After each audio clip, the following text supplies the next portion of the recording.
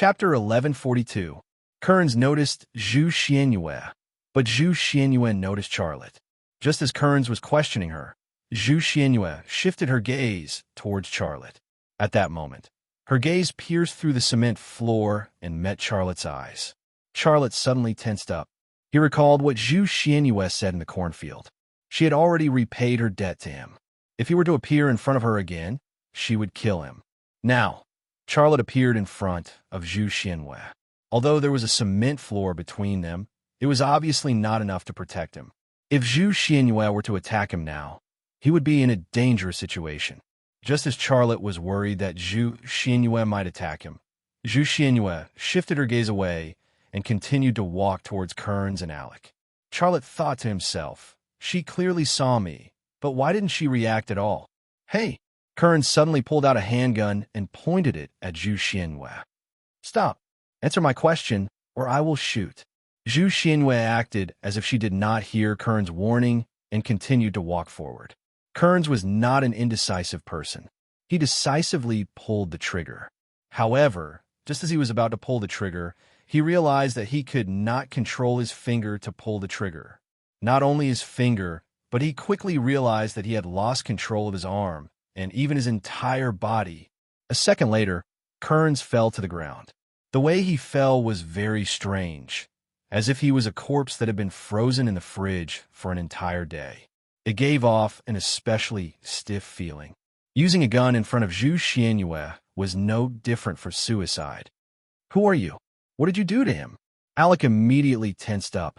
He instinctively took a step back and was about to call the guards. Zhu Xianyue's figure flashed, and she instantly broke through the distance between her and Alec. Then, she threw a punch at Alec's chest. Alec let out a blood-curdling scream as his entire body flew up and crashed into a faceless warrior statue before falling to the ground. He fell to the ground, bleeding from his 7 orifices, and never got up again. Zhu Xianyue's punch was like a raging bull ramming into his chest. At the moment of impact, half of his ribs were broken and pierced into his fat. Then, he crashed into the statue of the faceless warrior. Now, even if he was sent to the operating table immediately, he would not be able to be saved. This scene left Xia Lei dumbfounded. He hadn't expected such a change at all. In his imagination, Zhu Xianyue was likely to hold Alec hostage to achieve her goal, but he did not expect her to kill Alec with a single punch. Zhu Xianyue walked toward Kirsten. Is she going to kill Kirsten and the 2 girls from Lockheed Martin Corporation? Charlotte thought to himself, she didn't attack me immediately. Is she going to deal with me after killing the 3 of them? Zhu Xianyue stopped in front of Kirsten. Kirsten looked at Zhu Xianyue calmly. Zhu Xianyue had killed 2 people in front of him, but there was no trace of fear on his face. Not only him, but even Charlotte and Eva, who were standing behind him, looked at Zhu Xianyue calmly. They did not make any defensive moves. However, just as Charlotte was feeling strange, Zhu Xianyue suddenly said, "Melt them. You still have half an hour." "I know. I'll start right away." Kirsten's tone was like a courtier talking to a king in ancient times. It was humble and respectful, but he looked like an extremely arrogant man. In the circular corridor, Charlotte was shocked. He would never have dreamed that the new CEO of Lockheed Martin Corporation, Kirsten, would be Zhu Xianyue's subordinate. How is this possible? Aren't Zhu Xianyue's subordinates the motorcycle gang? How could she be the CEO of Lockheed Martin Corporation? What had she experienced during this period of time? What has she done? Charlotte could not help but think about these questions. Kirsten walked toward the central control panel, while Charlotte and Eva walked toward the rows of pipes and valves on the left and right. Zhu Xianyue turned around and walked toward Charlotte. Charlotte collected his thoughts and reached behind him. He opened the zipper of his equipment bag and took out the Gale assault rifle. If Zhu Xianyue attacked him, he would use his Gale assault rifle. With his current strength, it was impossible for him to defeat Zhu Xianyue. He could only fight Zhu Xianyue if he used modern firearms. Zhu Xianyue could control Kirsten's brain and prevent him from firing, but he was not Kirsten. He was Charlotte. Not only was he the best sniper in the world, but he was also the only person in the world that Zhu Xianyue could not control. In terms of combat, he was no match for Zhu Xianyue because the difference in strength was too great. However, in terms of marksmanship, Zhu Xianyue was no match for him. He had never seen Zhu Xianyue kill someone with a gun. As expected, Zhu Xianyue walked toward Charlotte with a murderous look on her face.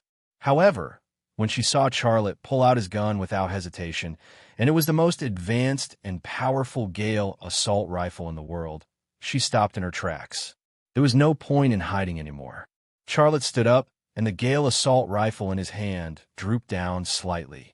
However, as long as he wanted to, he could fire at any target in this underground laboratory in 0.1 seconds, including Zhu Xianyue. No matter how fast Zhu Xianyue was, she could not be faster than a bullet when she had a physical body. The moment Charlotte appeared, Justin, Eva, and Christine shifted their gazes. The three of them were very vigilant. Charlotte suddenly pulled out her gun. Bang! A gunshot rang out. Charlotte only slightly raised the muzzle. He did not even take aim, and a bullet hit Charlotte's right arm. Blood immediately flowed out of Charlotte's right arm, and the gun that she had just pulled out fell to the ground. She clutched her injured arm and looked at Xiaolei with a shocked expression. Eva's hand quietly reached behind her. Charlotte said in English, "If you pull out your gun, it won't be your arm that will be hit, but your head." His words were sharper than a knife. Although it was just a sentence, it was like a sharp knife pressed against Eva's neck, making her not dare to move recklessly. Justin looked straight at Charlotte, his eyes filled with surprise and speculation. He seemed to be guessing Charlotte's identity and purpose. Zhu Xianyue said coldly, "What do you want? Have you forgotten what I told you? You and I are even. If you appear in front of me again, I'll kill you." The corners of Charlotte's mouth curled up gently. "Of course I haven't forgotten. I've also told you that I have less than 2 years left. There's not much difference if I die early or late. I want to find the answer, and I'll kill whoever gets in my way." Zhu Xianyue sneered and said, "I'm showing you mercy by not killing you. Do you really think that the gun in your hand can stop me?" Charlotte said, "Try it." A hint of killing intent flashed in Zhu Xianyue's eyes. Xiaolei looked relaxed on the surface, but he was nervous in his heart. Between Zhu Xianyue and prehistoric only, Charlotte was most wary of prehistoric only because prehistoric only did not have a body. No matter how good his marksmanship was, he would not be able to kill a mass of air with bullets. Now, he had the world's most advanced assault rifle in his hand. But could it really stop Zhu Xianyue? To be honest, he didn't have any confidence in his heart. "I'll give you one last chance. Leave here and go back to your China," said Zhu Xianyue. "Then tell me, why did you melt these 6 faceless warrior statues?" said Charlotte. Zhu Xianyue turned and walked to a set of experimental equipment. What did she want to do? Charlotte hesitated for a moment, but in the end, he didn't stop her. At this time, Kirsten suddenly said in English, "Although you don't look like that person, I can still guess your identity. You're Charlotte, right?" Charlotte said, "It doesn't matter who I am. What's important is why the CEO of Lockheed Martin Corporation would work for her. Who are you?" "I don't think you'll have a chance to know," Kirsten said lightly. "Now the entire United States is hunting you. You're really brave to dare to invade Area 51. What you're doing is no different from turning yourself in. All I need to do now is make a phone call or even press the alarm, and you'll be finished." Charlotte sneered. "Of course you can do that, but you have to ask yourself if you're faster than a bullet. I promise you, if you move recklessly, there will be a hole in your head within a second." Kirsten shrugged. "Our first meeting was really unpleasant." Crack! Zhu Xianyue suddenly pulled off an alloy side plate from a piece of equipment. The alloy side plate still had a screw attached to it. Charlotte's heart suddenly sank, and he suddenly understood. Zhu Xianyue had found herself a shield. As long as she used the shield to block his bullets, once she got close to him, it would be a very bad thing. He began to regret not stopping Zhu Xianyue before she did it. Now that she was holding the shield, the threat of the Gale assault rifle in his hand had been reduced by more than half. Zhu Xianyue walked toward Charlotte. Her speed was not fast. Charlotte raised the Gale assault rifle in his hand and entered combat mode. He drew a red line for Zhu Xianyue in his heart. and that was to climb the first staircase in the circular corridor. Once Zhu Xianhua stepped on that staircase, he would shoot. "You guys do what you need to do," Zhu Xianhua shouted. Kirsten nodded and began to operate on the central control panel. The metal floor beneath the 6 faceless warrior statues suddenly moved at a very fast speed. The 6 faceless warrior statues that were placed on the metal floor suddenly fell down and fell into a huge container. The container was filled with blue liquid. It didn't look viscous, and it was like looking at the surface of the sea from afar. The 6 faceless warrior statues were submerged in the blue liquid, but they could still be vaguely seen. When Zhu Xianhua said she wanted to melt the 6 faceless warrior statues, Charlotte imagined that it would be the kind of furnace used to smelt steel, but he didn't expect to melt them with liquid. From the reactions of Kirsten and the 2 blondes, as well as the equipment in this basement, it seemed like Zhu Xianhua had planned this a long time ago. She was the one who leaked the secret of the 6 faceless warrior statues to the CIB. Why did she do this? What was her goal in melting the 6 faceless warrior statues? Charlotte really wanted to know the answer, but Zhu Xianhua obviously wouldn't give him more time to think. Zhu Xianhua had already reached the staircase leading to the circular corridor. Her next step would be to cross the red line that Charlotte had drawn in his heart. Chapter 1143. Bang! A gunshot rang out, and a bullet hit the stairs in front of Zhu Xianhua. The bullet created a cloud of sparks, hit the guardrail next to it, and then bounced onto the alloy shield in Zhu Xianhua's hand. Zhu Xianhua stopped in her tracks. She seemed to know that the stairs in front of her were the red line that Charlotte had drawn for her. As long as she stepped on it, it would be a battle of life and death. Some past events appeared before her eyes. When she was cold, the gentle and caring Uncle Xia hugged her to sleep, and she harassed him, making him very uncomfortable. When she was hungry, Uncle Xia cooked all kinds of delicacies for her. When she acted like a spoiled child, he even fed her personally. When she was naked, she hid everywhere. Uncle Xia caught her and personally dressed her. Not only her own memories, but Peaceful and Gu Qian's memories also appeared uncontrollably. These 2 women's memories contained deep love. Some were as gentle as water, and some were as fiery as fire. Unless she gave up her current body, she would not be able to escape the love that the other 2 owners of her body had for Charlotte. At that moment, her heart had the desire to kill, but she also had the feelings and memories of loving Charlotte deeply. These 2 extreme emotions collided in her body, bringing her trouble and pain. "Ah!" Zhu Xianhua suddenly screamed. Her voice reverberated throughout the underground laboratory, impacting all objects and people. Wherever the sound wave reached, light objects would tremble slightly, and the glass windows would buzz. Crack! A glass that was very close to her suddenly shattered. This kind of sound was like a detonator exploding next to Charlotte's ears. It felt like his eardrums were about to be torn apart. After his ears evolved and his hearing became stronger, he could hear very soft sounds in the distance. He could even hear the voices of people talking on the phone. However, everything had its pros and cons.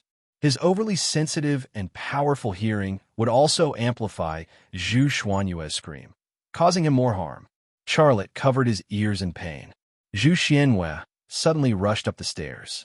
Her speed was very fast. In the blink of an eye, she rushed from the bottom of the stairs to the circular corridor. It gave people the feeling that a gust of wind blew from the bottom to the top. Not only did she cross the red line that Charlotte had drawn for her, but she also stood face to face with Charlotte. Bang! Charlotte pulled the trigger. A bullet flew out of the Gale assault rifle's muzzle and flew toward Zhu Xianhua's right foot. Even though it had reached the point of life and death, Charlotte still left some leeway. He didn't shoot her head, but her feet. However, the moment Charlotte pulled the trigger, the alloy shield in Zhu Xianhua's hand suddenly fell and slammed into the cement floor. Her action and Charlotte's action were completed at almost the same time.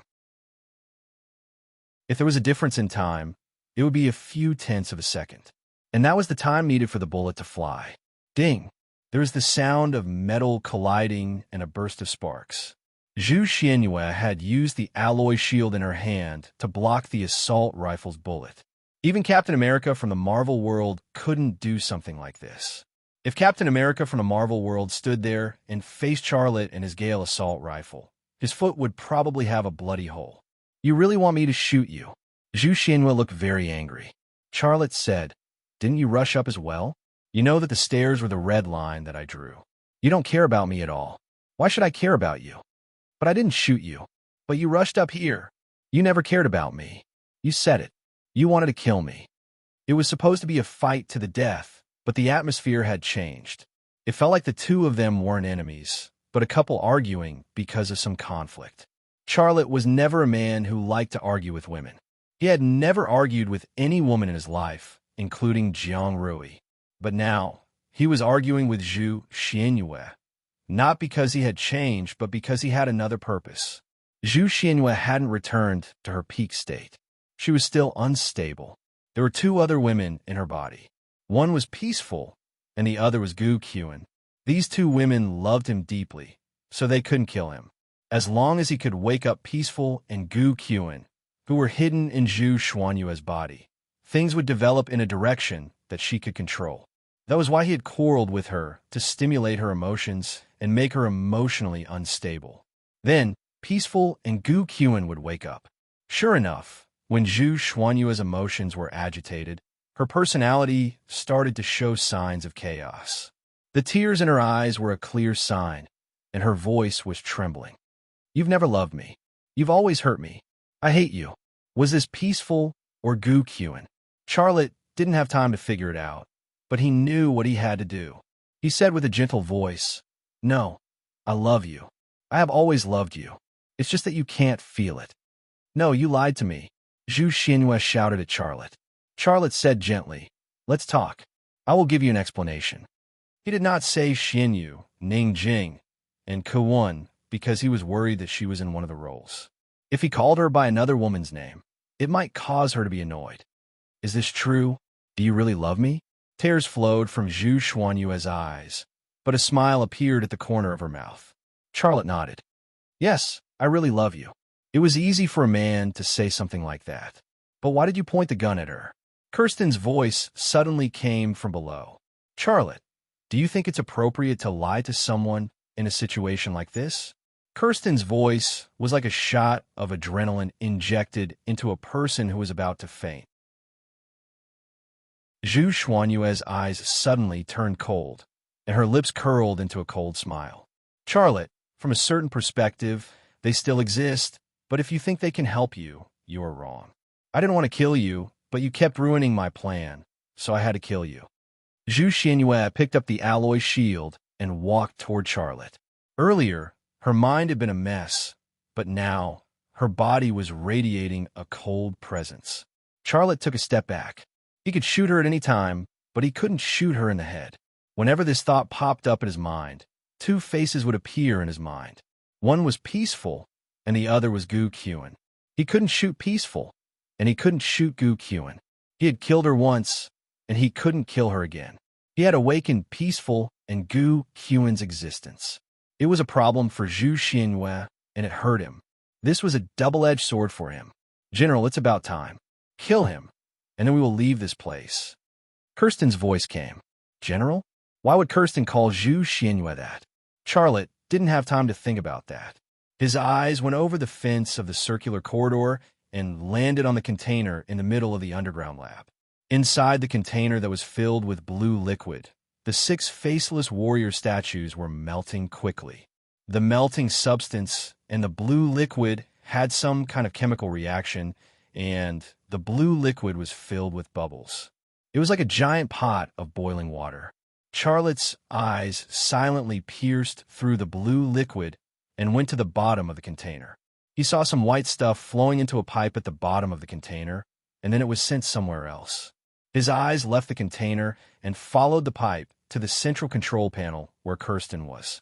There, at the end of the pipe, was a row of alloy containers. There were 6 of them, and their shape and size looked like batteries that had been magnified many times. His eyes pierced through the 6 battery-shaped alloy containers, and he saw the white substance. They were purer than the blue liquid inside the container, and they were in the form of a liquid. What is that? Suddenly, a giant force came from the front. Xiaolei's train of thought was interrupted. In his field of vision, Zhu Xianyue had already broken through the spatial distance between the two of them and punched at his chest. In his field of vision was a fair and tender fist, but it was that fist that carried an incomparably terrifying energy, giving him the feeling that it was a speeding car. Charlotte's feet kicked the ground, and as his body flew backward, he pulled the trigger. Bang, bang, bang. Ding, ding, ding. 3 shots. All 3 bullets were blocked by the alloy shield in Zhu Xuanyue's left hand.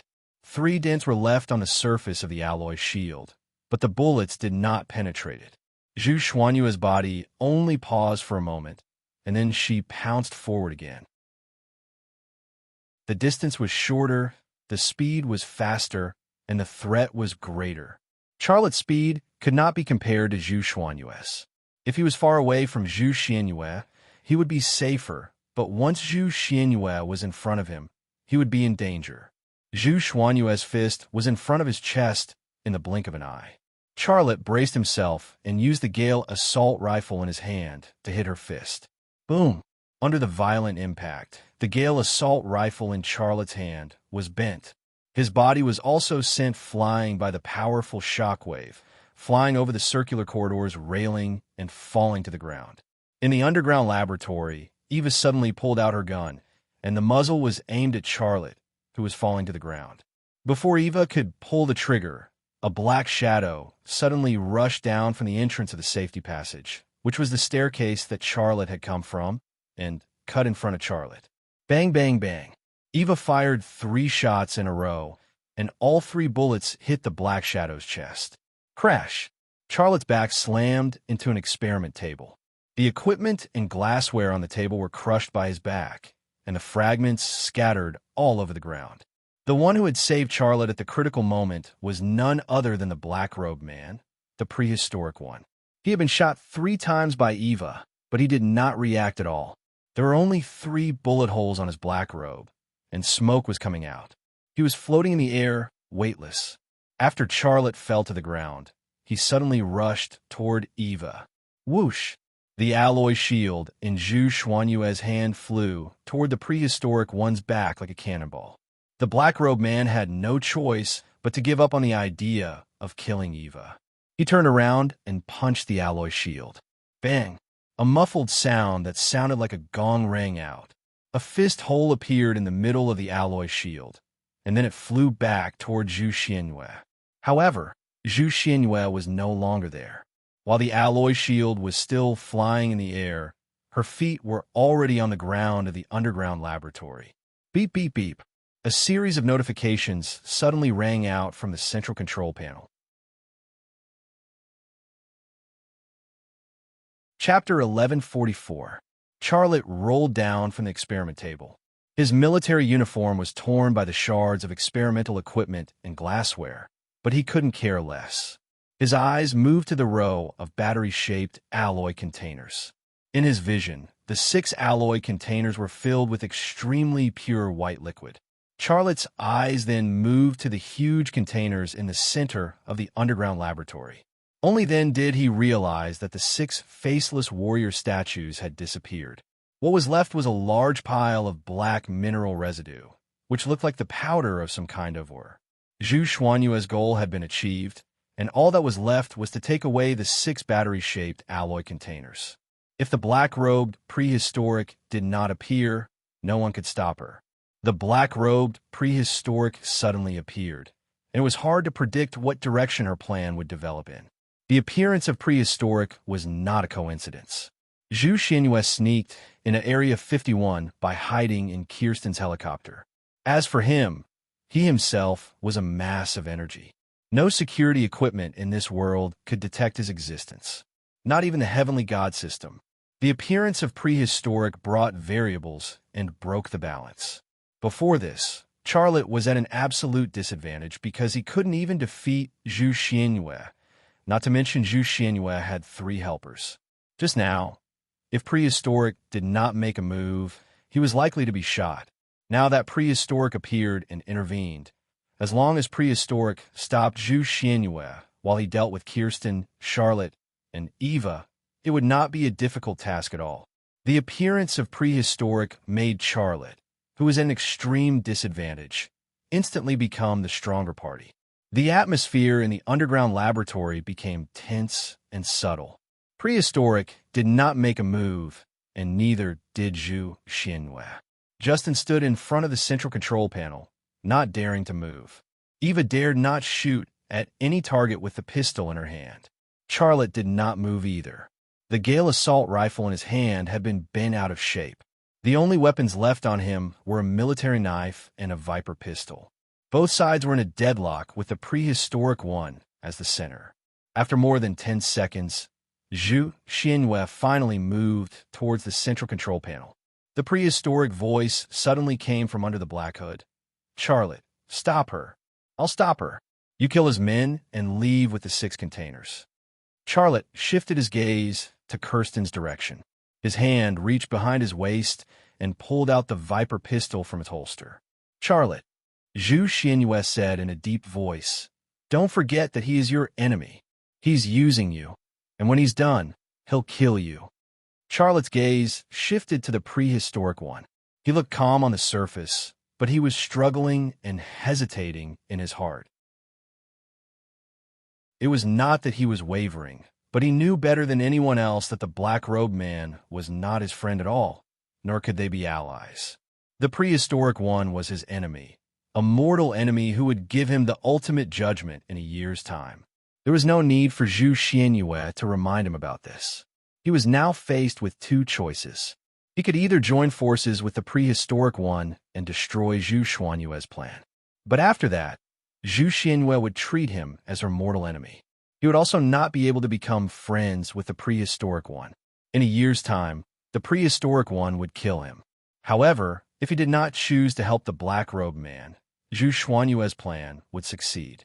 He had a premonition, and it was definitely not a good premonition. Because from the fact that Zhu Xianyue's subordinate had become the CEO of Lockheed Martin Corporation, her plan could not be a small one. "Do you know her identity?" the prehistoric one asked. Charlotte's heart skipped a beat. "I don't know. She's not from this world. Her world has already been destroyed. She's a general. She and her subordinates came to this world. The people in this world are just food to her and her kind. This world is just a ranch. The energy she extracted from the 6 statues will help her build a channel. By then, more people like her will come to this world. When that time comes, no one will be able to stop them from destroying this world." After a pause, the prehistoric one said, "Her name is not Zhu Xianyue at all. It's Isotab. In Mayan language, it means the goddess of suicide." Isotab was Zhu Xianyue's real name. She was a general from another Korn, the goddess of suicide. Although Charlotte had already guessed that Zhu Xianyue was not a human from this world, he was still very surprised to hear her real name and identity from the prehistoric one.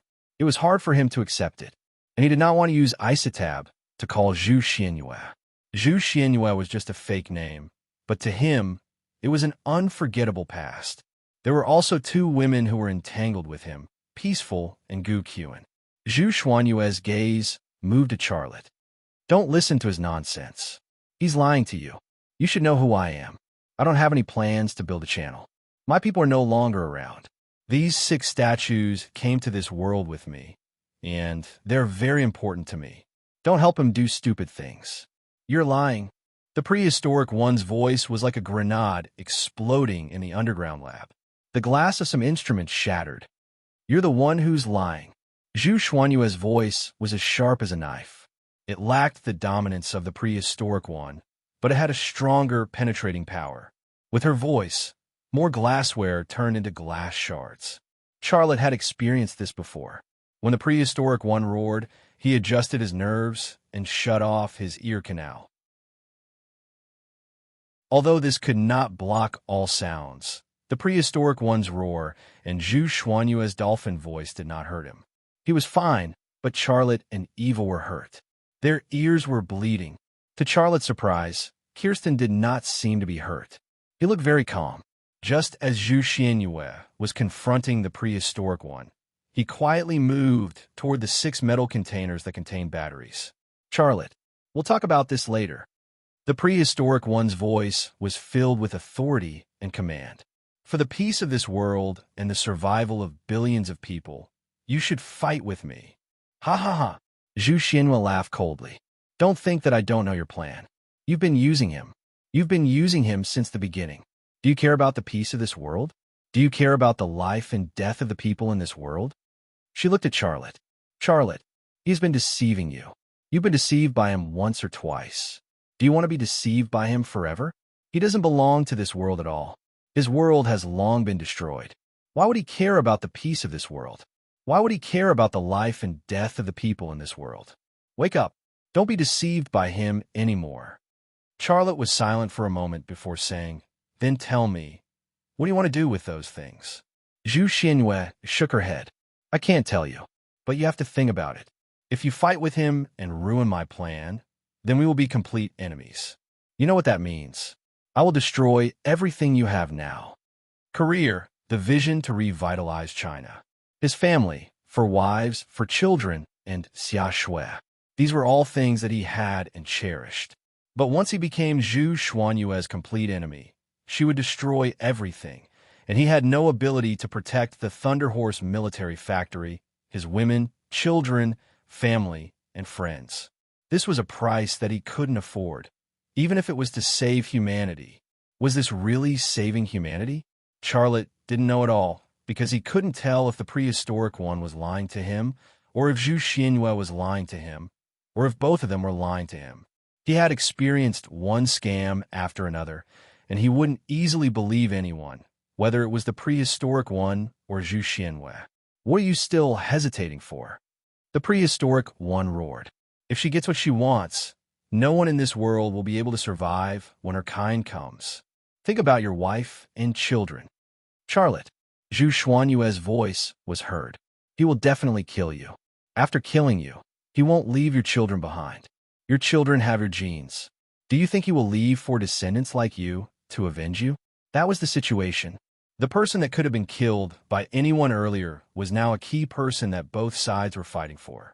Charlotte was like a small weight on a scale that could tip the balance.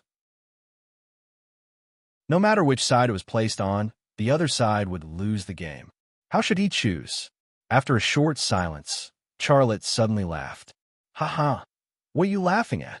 The prehistoric one and Zhu Xianyue said in unison. Charlotte laughed so hard that he bent over. In your eyes, I'm probably just a chess piece. It's only in such a situation that I've shown some value that you care about. If it was another situation, another time, none of you would care about me. You could even look down on my right to live and kill me casually. The prehistoric one and Zhu Xianyue didn't say anything. Charlotte continued, but he was no longer laughing. His voice was filled with sorrow. One of you said that you want to destroy this world, and the other said that you want to save this world. You used my women and children to threaten me, to make me join your side against the other side. I've had enough. I've really had enough. He pointed at the black-robed man, the prehistoric one. I won't join your side. He then pointed at Zhu Xianyue. And you, I won't join your side either. You guys have fun. I'm leaving. With that, he really left. Stop right there. The prehistoric one's voice was extremely cold. I saved you, and you're going to leave just like that? Aren't you afraid that I'll come to China and kill you? Xia Lei said indifferently. You gave me time. You have your plan. Unless you want to destroy your plan, I won't. Although I don't know what your plan is, I know that you can't do without me. Otherwise, I wouldn't have lived until now, right? You. The prehistoric one's eyes were frighteningly cold. But Charlotte wasn't afraid at all. He walked up the stairs and up the circular corridor. Then, he walked toward the entrance of the safety passage without looking back. He didn't care about the confrontation between the two sides below or the mysterious substance that had been extracted. As Charlotte left, Zhu Xianyue didn't stop him. The prehistoric one didn't stop him either. For Zhu Xianyue and the prehistoric one, at least for now, it was still relatively balanced. But if someone made a move against Charlotte, then Charlotte would be forced to stand on the other side. This was something that neither of them wanted to face. Charlotte disappeared down the stairs. Chapter 1145. Charlotte, who could change the balance of the game, was gone, and the balance of the game was maintained. The smell of gunpowder in the basement grew stronger. At this moment, all it would take was a spark, and this underground laboratory that was like a barrel of explosives would explode. Prehistoric Wei broke the silence in the underground laboratory. You don't know why you like your real body. It makes you weaker. Zhu Xuanyue's voice was also very cold. I hate the cold. A real body can give me a warm feeling, warm blood, warm food, and a real sense of touch. How long has it been since you've had these feelings? I think you've forgotten about it, but you don't deserve to have these real feelings forever. You should be curled up in a dark and cold corner and not come out. Prehistoric Wei sneered and said disdainfully, I don't care about those feelings. I only care about my power. Do you think you can beat me in your current state? Zhu Xianyue said, You did when the last 2 times we fought, but that was when I was very hungry. You have no chance of beating me now. Is that so? Prehistoric Wei sneered. They'll have to try. You'll regret it. Zhu Xianyue then said to Kirsten, I'll deal with him. You guys take the things and leave now? Yes, General. Kirsten then walked toward the 6 battery-shaped alloy containers.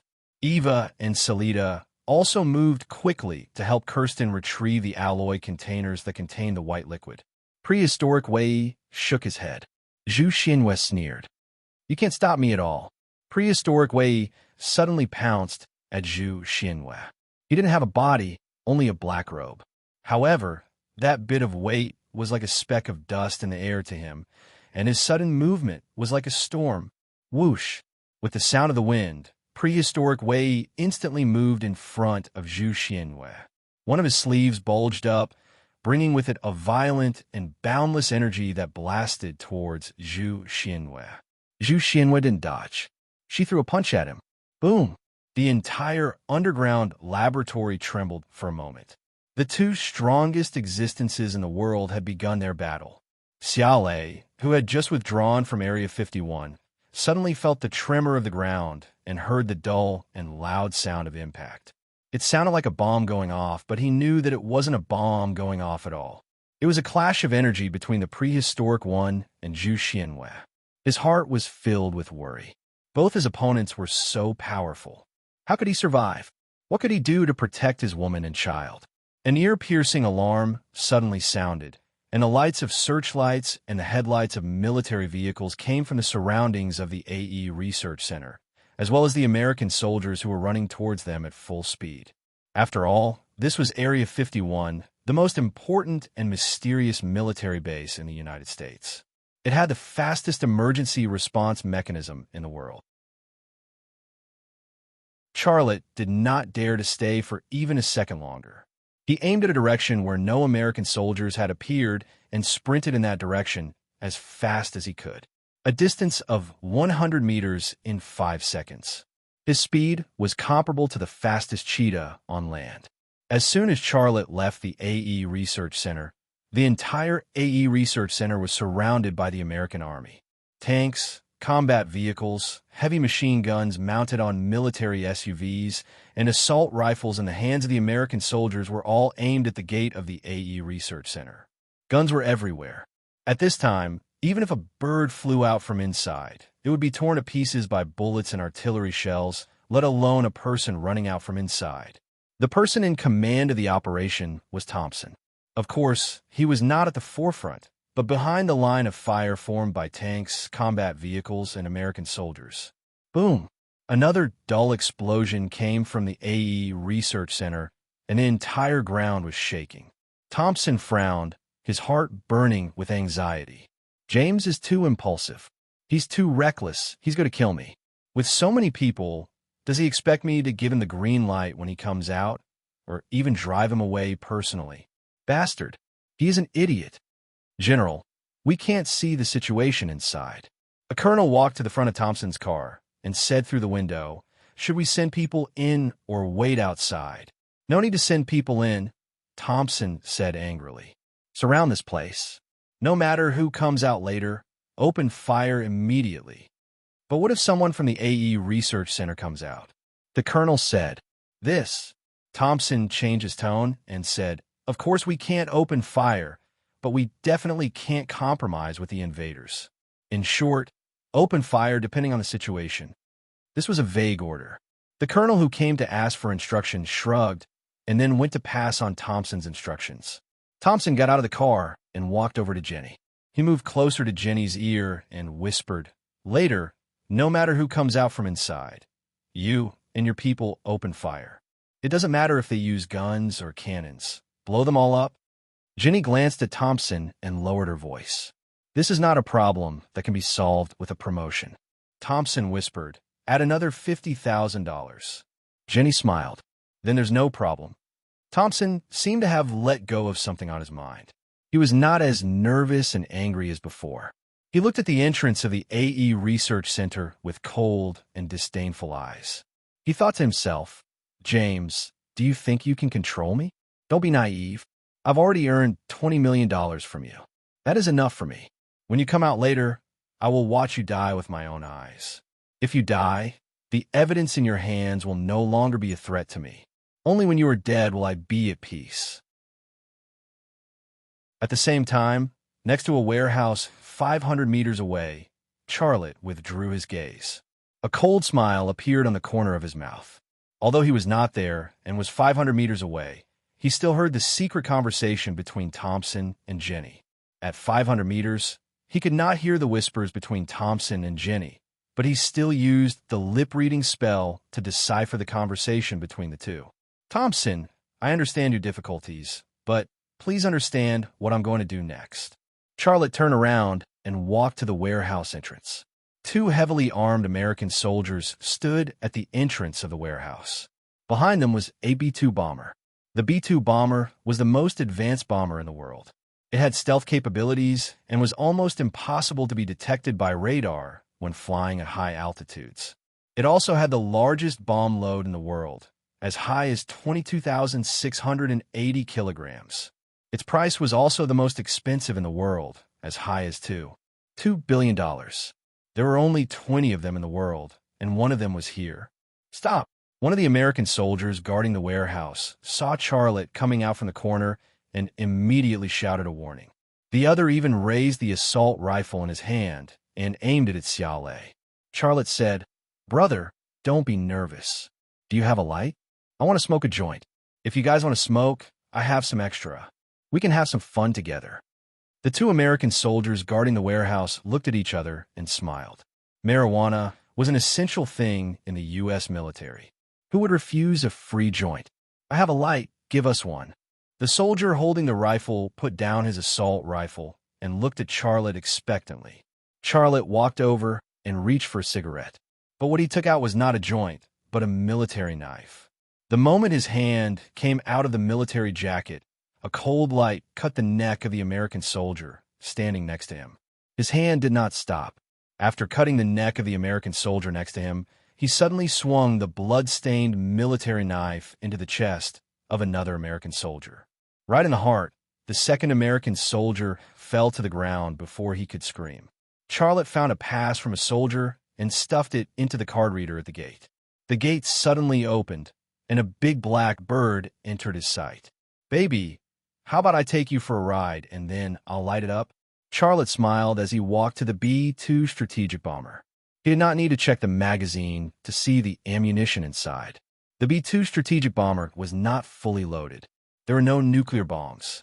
There were only 8,227 kilogram Mk-82 bombs, 16 joint direct attack weapons, 16,908 kilogram Mk-84 bombs, 36 M117 incendiary bombs, and 36 EBU cluster bombs. Just this amount of ammunition was enough to turn a small city upside down. The fuel was also not full, only half of the mailbox. However, with the B-2 bomber's flight ability, it was enough for him to swim in the western Pacific Ocean. He opened the cabin door and entered the cockpit. The array of instruments made Charlotte dizzy. He had never flown a plane before, let alone the world's most advanced strategic bomber. However, this was not a difficult task for him, who had developed the Jinka drone and the Ghost drone. 2 minutes later, the B-2's engine started, and the huge bat-shaped body slowly slid out of the warehouse. After entering the runway, the B-2 strategic bomber began to accelerate and sprinted to the end of the runway. Stop! The voice of the air control panel came from the B-2 strategic bomber's communication device. I don't have any flight permission here. You are suspected of illegally operating a fighter jet. Charlotte said, I have a secret order from the president to immediately take off for an important mission. Mission number TMD 789654. Wait, I need to check. But in the anxious voice of the guy in the air control panel, the B-2 strategic bomber had already taken off and sprinted into the endless night sky. Hey, you'll be in military court. Come back. Charlotte ripped off the communication device. The B-2 strategic bomber flew higher and higher under his control and disappeared into the night sky in the blink of an eye. On the ground, Thompson turned around and was stunned for a moment before he said, Didn't the B-2 take off just now? Without the order from the president and the Pentagon, no one can move that plane. What happened? Jenny said, I think it took off. Who knows? Maybe it went to South Korea. I heard that we have always wanted to deploy a B-2 in South Korea. I don't know what those guys are thinking, but it's none of our business. Remember what I just told you? Thompson said. Jenny nodded and lowered her voice. General, don't worry. I have already given the order. No matter who comes out, my people will bomb them. Thompson smiled. His brain drew a picture for him. James walked out of the gate of the AE Research Center. In an instant, rockets, shells, and bullets flew over like a storm. In the rumbling explosion, James was blown into pieces. Poor James did not understand what happened until he died. The picture changed. On a beautiful island, next to a luxurious seaside villa, he was chaining a few blonde beauties. They dressed up as beautiful girls to please him. They were all in bikinis with big boobs and big butts. He could do whatever he wanted with them because he had $20 million. But at this time, the air defense alarm suddenly went off.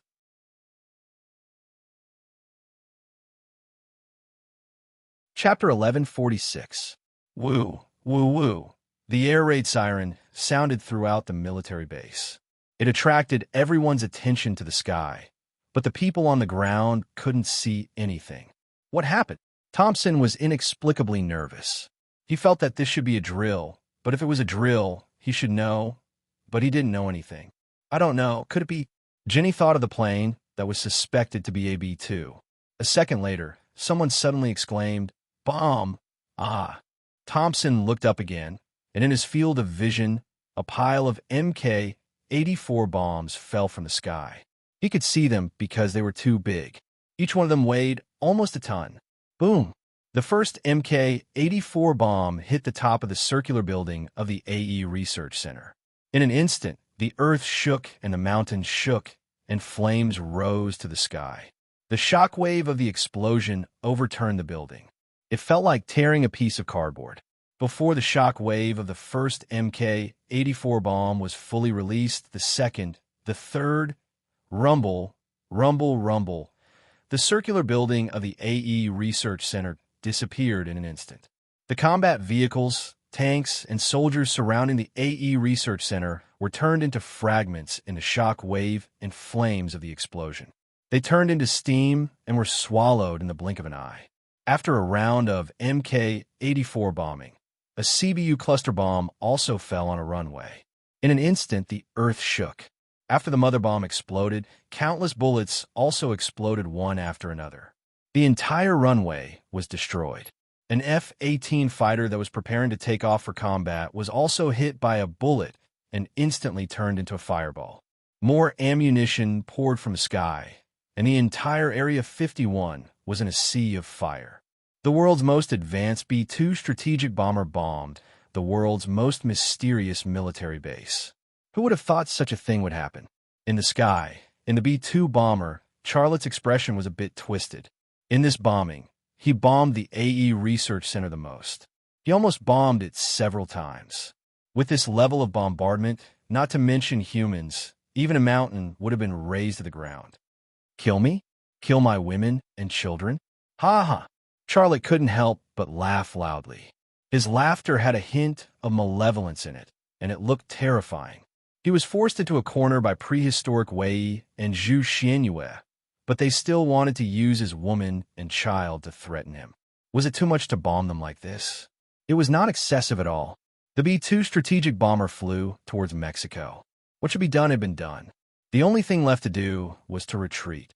5 minutes later, Charlotte set the B-2 strategic bomber to autopilot, changed the route, and flew in the direction of Hawaii while he ejected from the cockpit.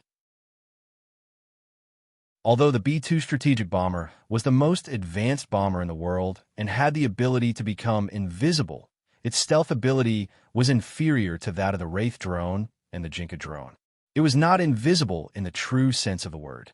The United States had the ability to discover it, and he was also certain that there would be no less than 50 fighter jets flying over from other military bases at this time. If he did not escape from the B-2 strategic bomber in time, he would lose his chance to escape. The B-2 strategic bomber continued to fly, but Charlotte had already descended from the sky and landed in a desert on the west side of Las Vegas. There was an abandoned building in this wilderness, about a kilometer away from him. He was not unfamiliar with the building because it was the place where Alice was imprisoned. He didn't just find a random place to land. This was just part of his retreat plan. However, he did not expect that he would jump from the B-2 strategic bomber. In the original plan, after he finished in Area 51, Thompson drove him out, and then he came here to drive the Ferrari sports car he bought for Alice to San Diego, and then take a route to Mexico. There would always be unexpected changes in the plan. After disposing of the positioning device and parachute on the seat, Charlotte walked to the abandoned building. He had already seen a brand new Ferrari sports car parked in the garage, and some things he prepared early in the morning. Not only the Ferrari sport car and supplies, but also a woman, Alice. Opening the basement door, Alice entered Xia Lei's line of sight. There was not a single piece of cloth on her body, and her skin was as smooth as the petals of a magnolia. She lay on her side on the bed, with her back facing the door. Her plump buttocks and slender waist formed a seductive curve, but what troubled him was the mysterious and mature scenery. Charlotte had just experienced a massacre. He did not know how many people died in his hands. He was very nervous every second in the past, and the adrenaline in his body had been maintained at a high level. At this time, he suddenly relaxed, but faced with such a beautiful temptation, his reaction was naturally more intense than usual. Seeing the mature and attractive Alice, Charlotte could not help but have an impulse in his heart.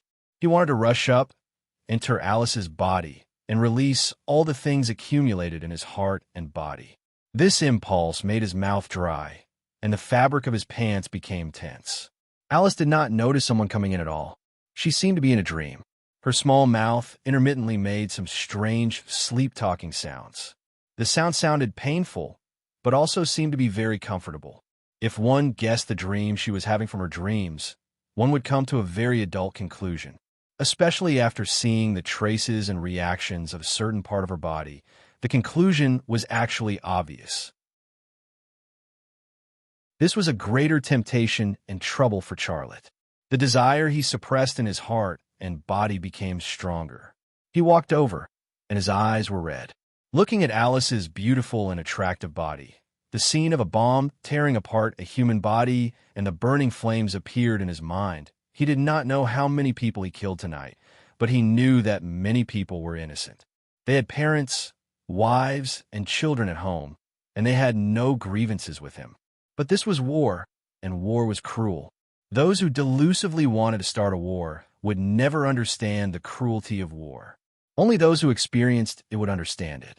The color revolution in the UA did not bring democracy and freedom to Ukraine and Syria, but war. The people there were suffering from the flames of war. Shells, bombs, and the corpses of their loved ones were constantly destroying their bodies and minds. Now, the same thing had happened to the Americans. He did not know how they felt. No. Alice's small mouth spat out a string of relatively clear words, as if she was rejecting something in her dream, but her waist gently twisted as if she was cooperating with something. Charlotte's thoughts were forcibly pulled back by her, and his mind returned to the beautiful and moving reality again.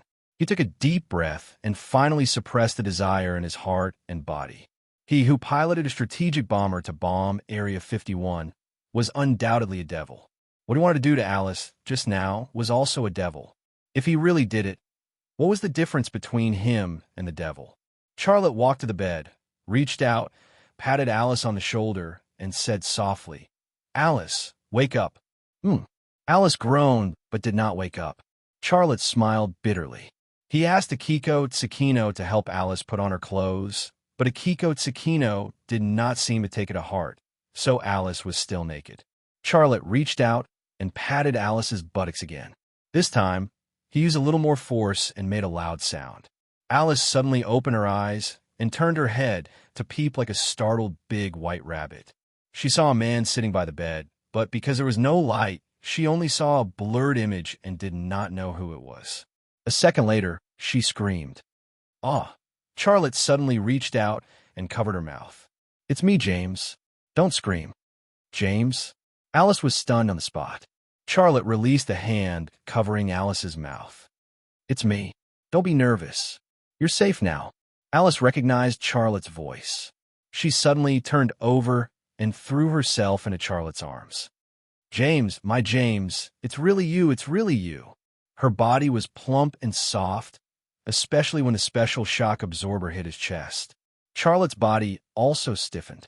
The desire that he had suppressed with great difficulty rose again, and the resurrected desire was even stronger. "James, I thought I would never see you again." Because of excitement, Alice's voice trembled a little.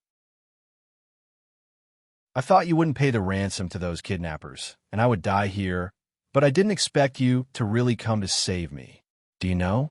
Just now I dreamed of you. You were like Rambo, killing your way here and saving me. Then, Charlotte relaxed. He said with a smile, "And then what?" Alice moved closer to Xiaolei's ear, bit his ear, and said, "You know, it's just like those heroes save the damsel in distress movies. You saved me, so I'll save your little brother." Charlotte. No wonder she made that kind of sound in her dream, and there were obvious traces of a dream on her body. What about those kidnappers? Alice suddenly thought of something. Charlotte said, "I paid the ransom, and they all left. They wanted money, and I satisfied them. They won't hurt you. Here, is it just the two of us?" Alice said. Charlotte said, "Yes, it's just the two of us here." "Okay, get up, put on your clothes, and let's get out of here." "Where are we going? England? We'll go to San Diego first, and then to London, England.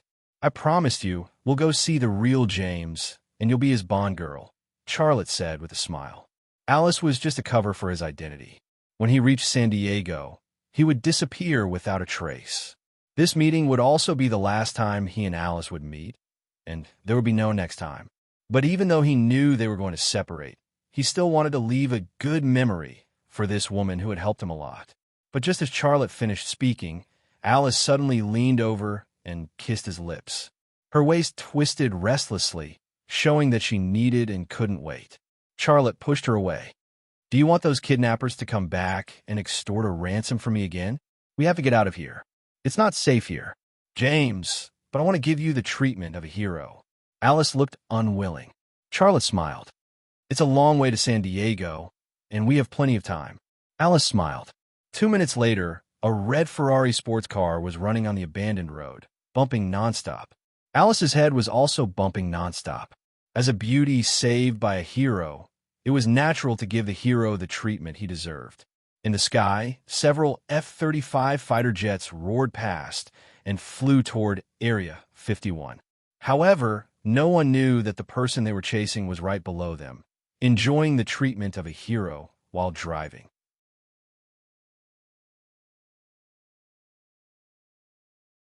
Chapter 1147. What happened in Area 51 last night was not reported by any media. It was as if it never happened. Charlotte was not surprised by such a cold treatment. He could also guess the fate of the B-2. It would either be shot down by fighters or run out of fuel and crash into the sea. In short, it would not return to the ground safely without anyone piloting it. There was one less B-2 strategic bomber in the world, and the number of 20 was reduced to 19.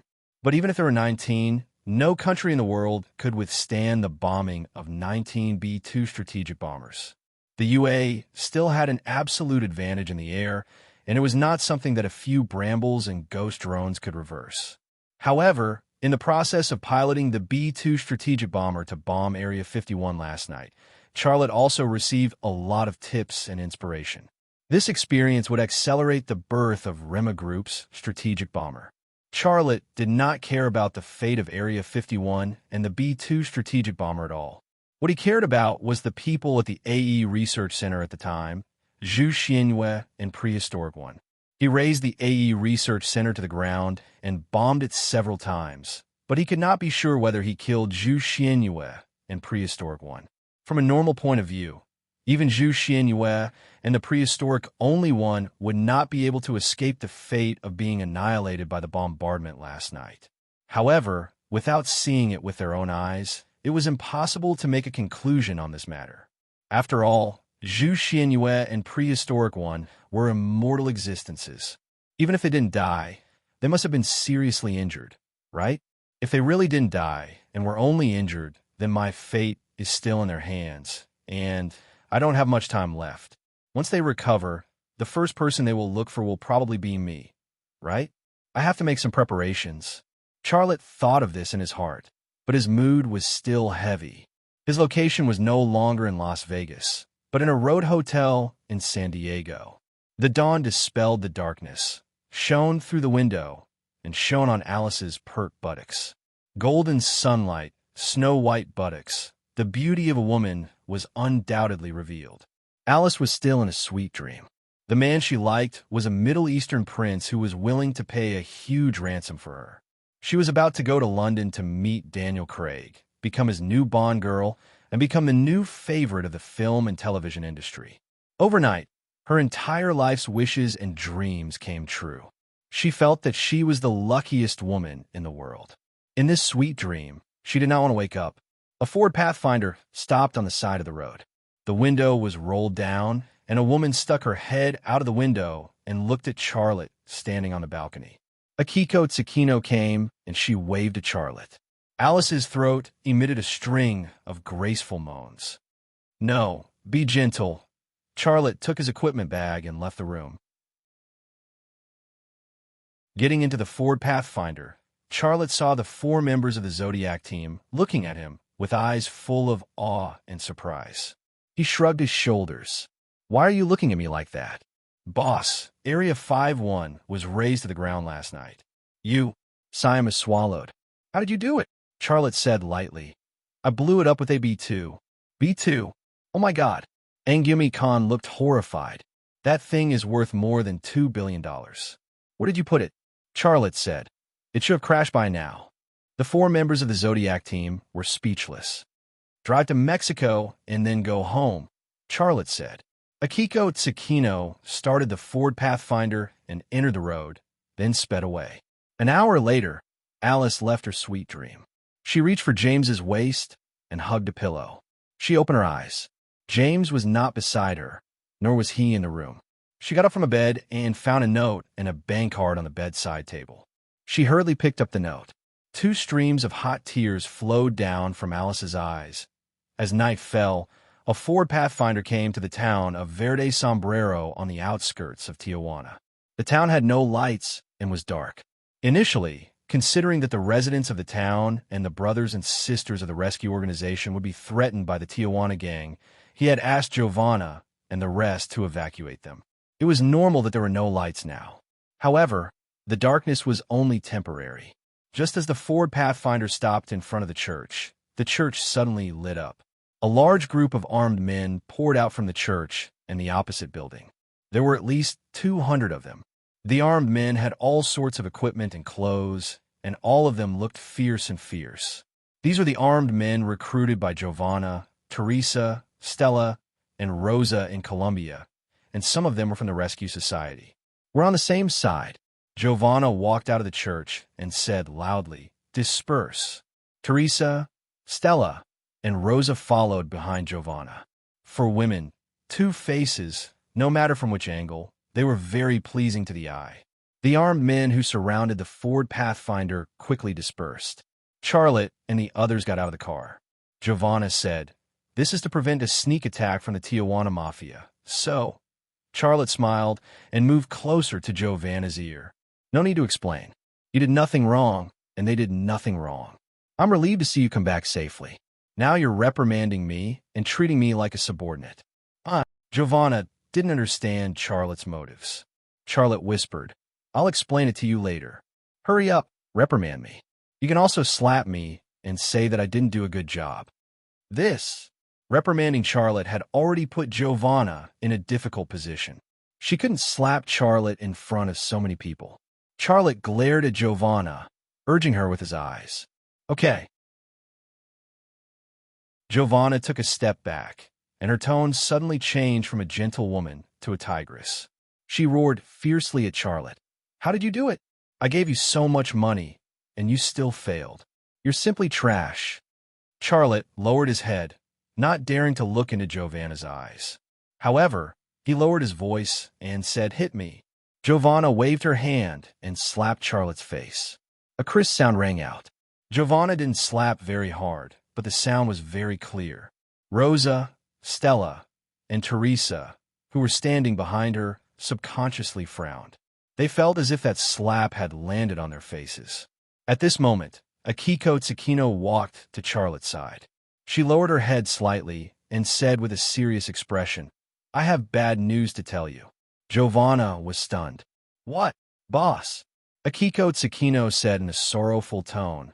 "Boss is already dead." "Huh?" Giovanna stared at Charlotte fiercely. Wasn't Boss right in front of her? What nonsense was Akiko Tsukino talking about? Charlotte said, "Yes, Boss is already dead.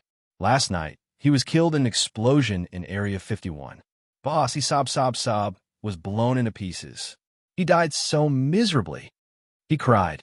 When such words came out of Charlotte's mouth, Giovanna, Rosa, Stella, and Teresa understood Charlotte's intentions.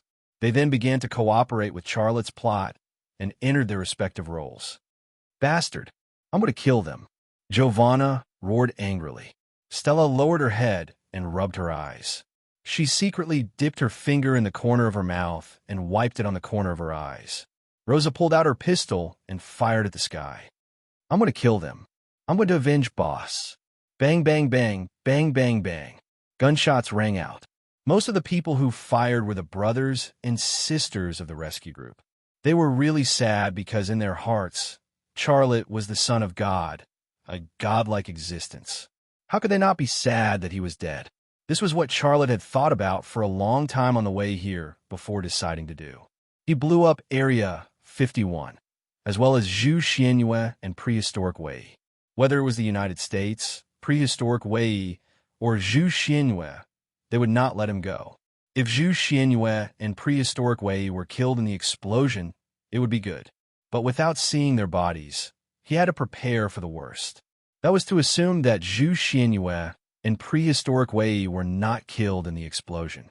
They were just injured and scared that he would have to face the revenge.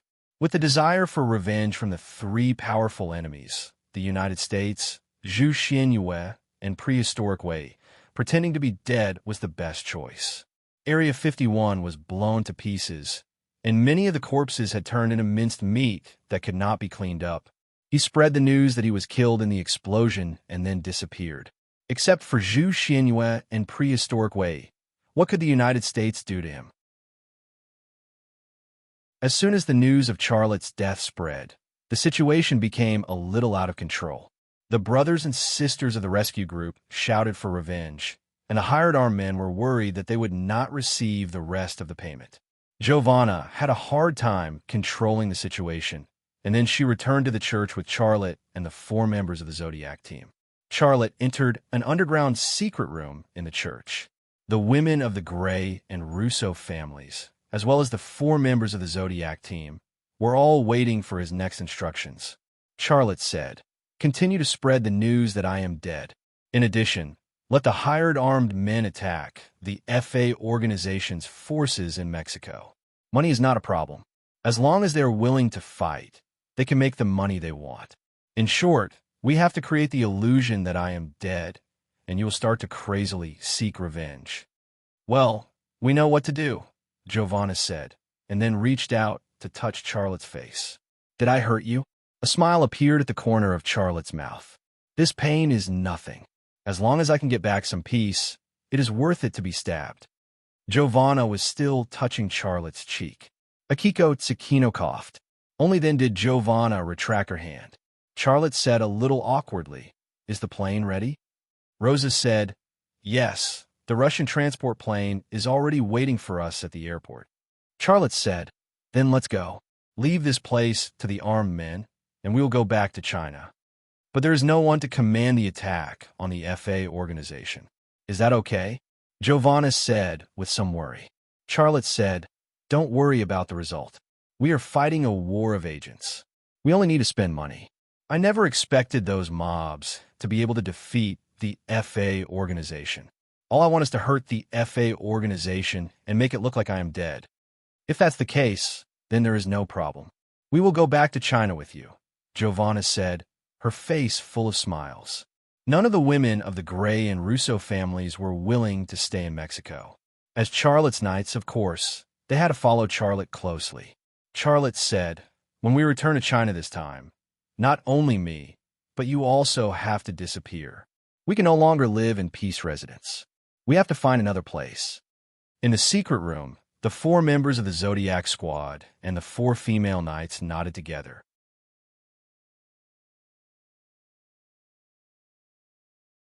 Chapter 1148. 2 weeks later, China.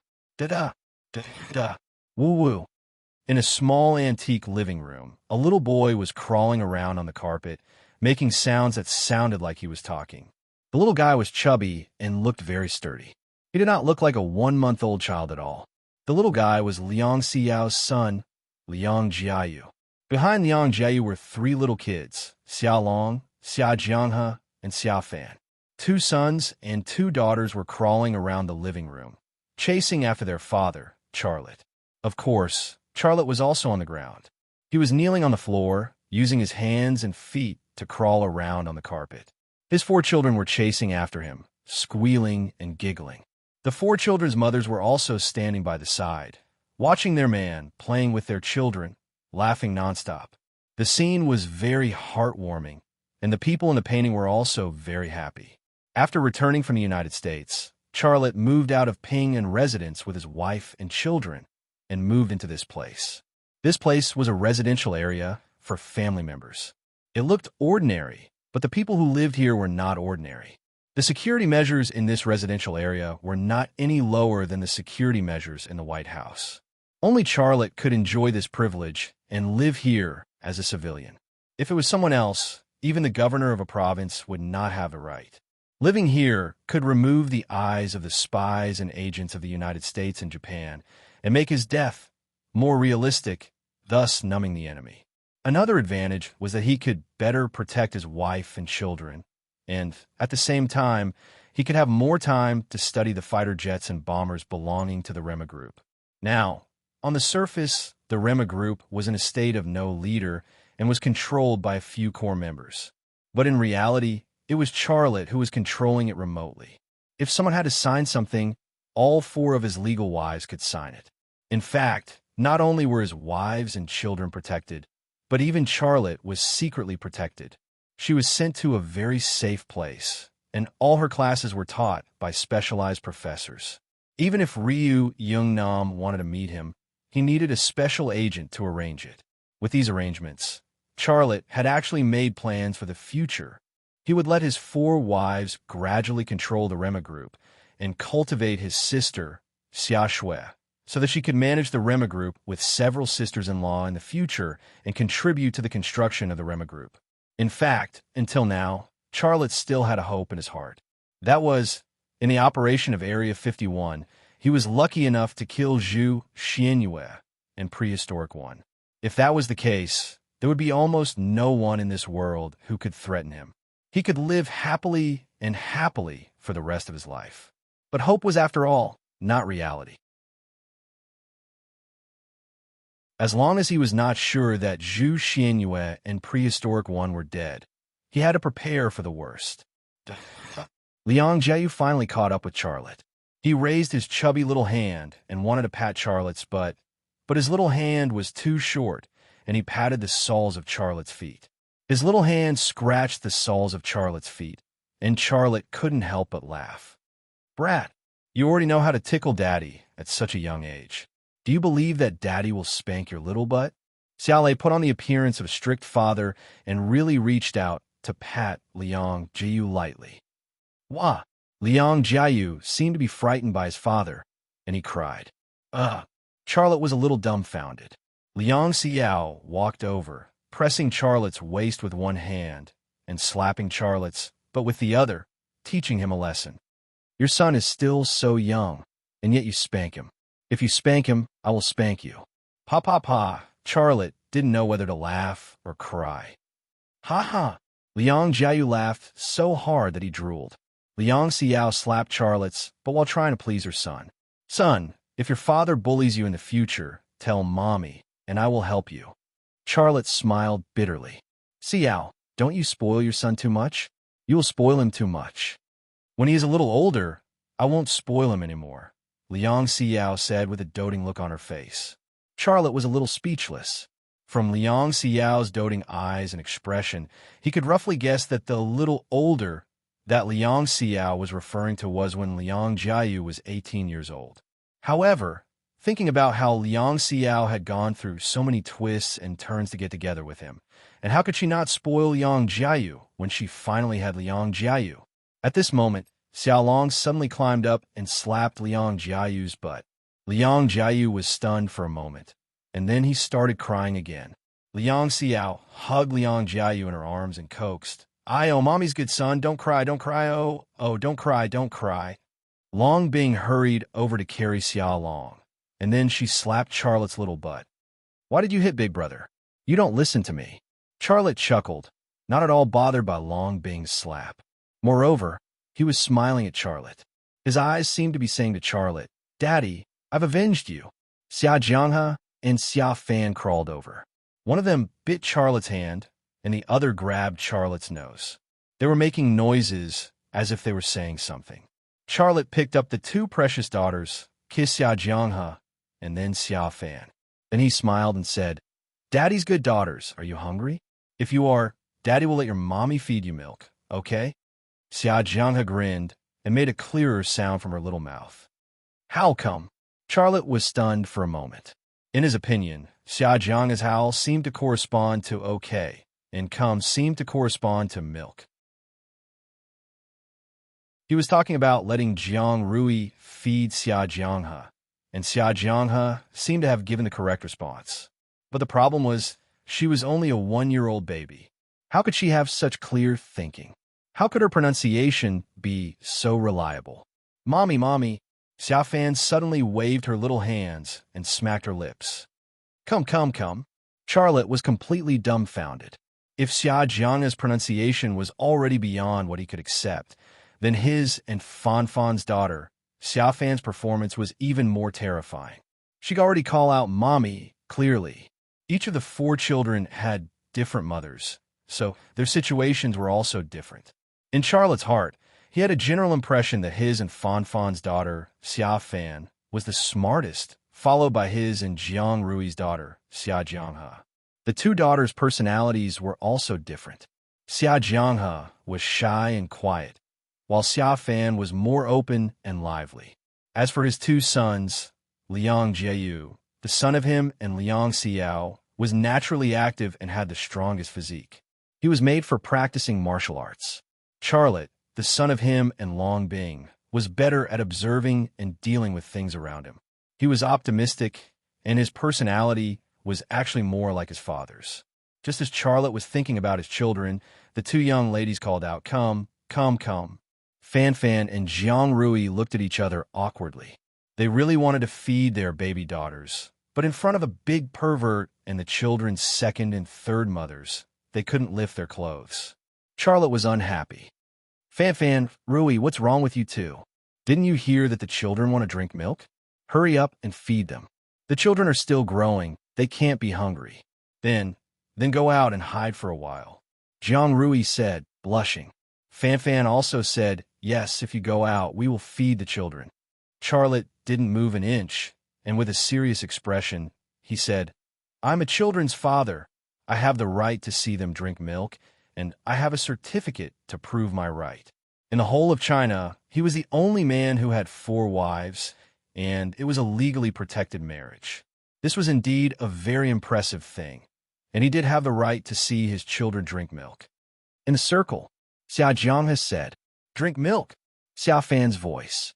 Charlotte shrugged and said proudly, "Did you hear that? I have the right. The children also want to drink milk. Look at how proud you are.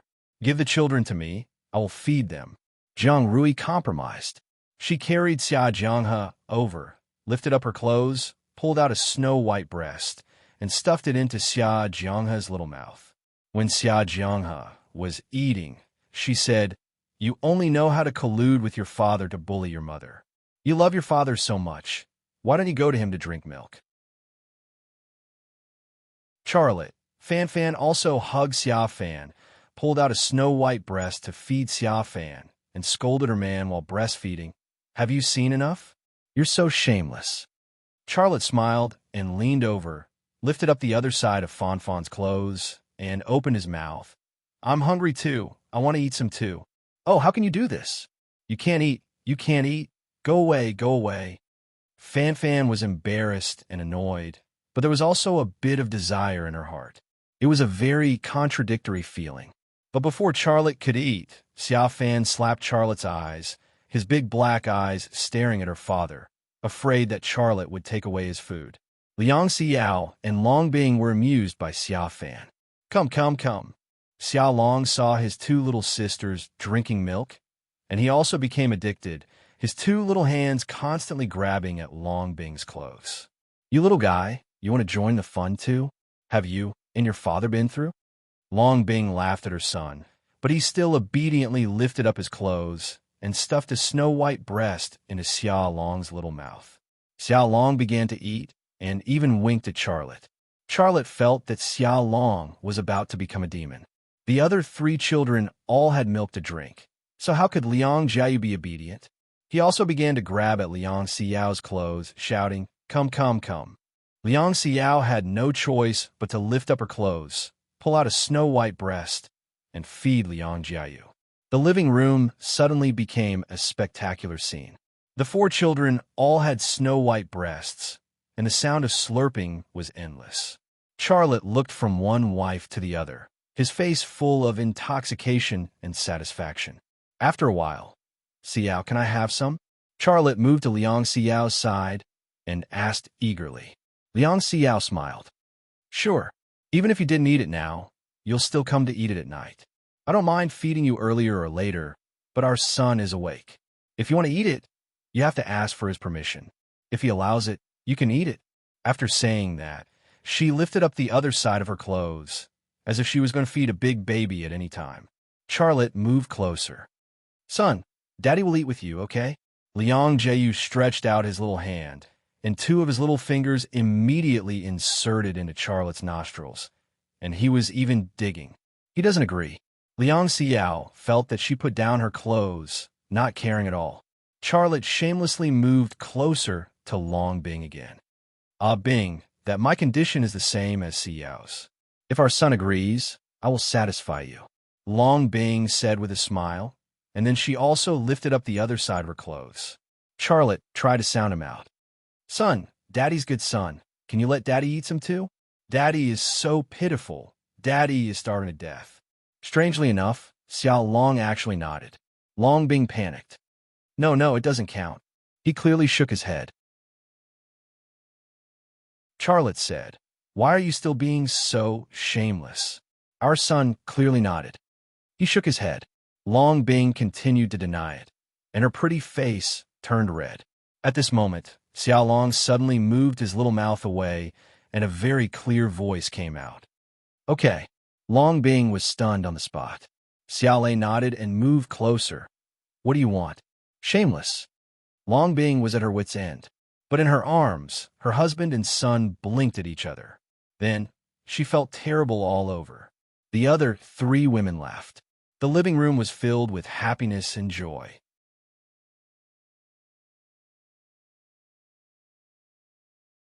Chapter 1149. There were no cooks in the new house, so Charlotte cooked for them himself. There were 5 people in the family, 4 for milk and 5 for food. The dinner was very lively. The 4 children were not only very smart, but also had a big appetite. Even if they drank milk, it was several times the amount of ordinary children. No wonder the 4 mothers were reluctant to feed their big babies a little, because it was not enough. This seemed to be the reason why the 4 children could crawl and talk in front of people when they were only a month old.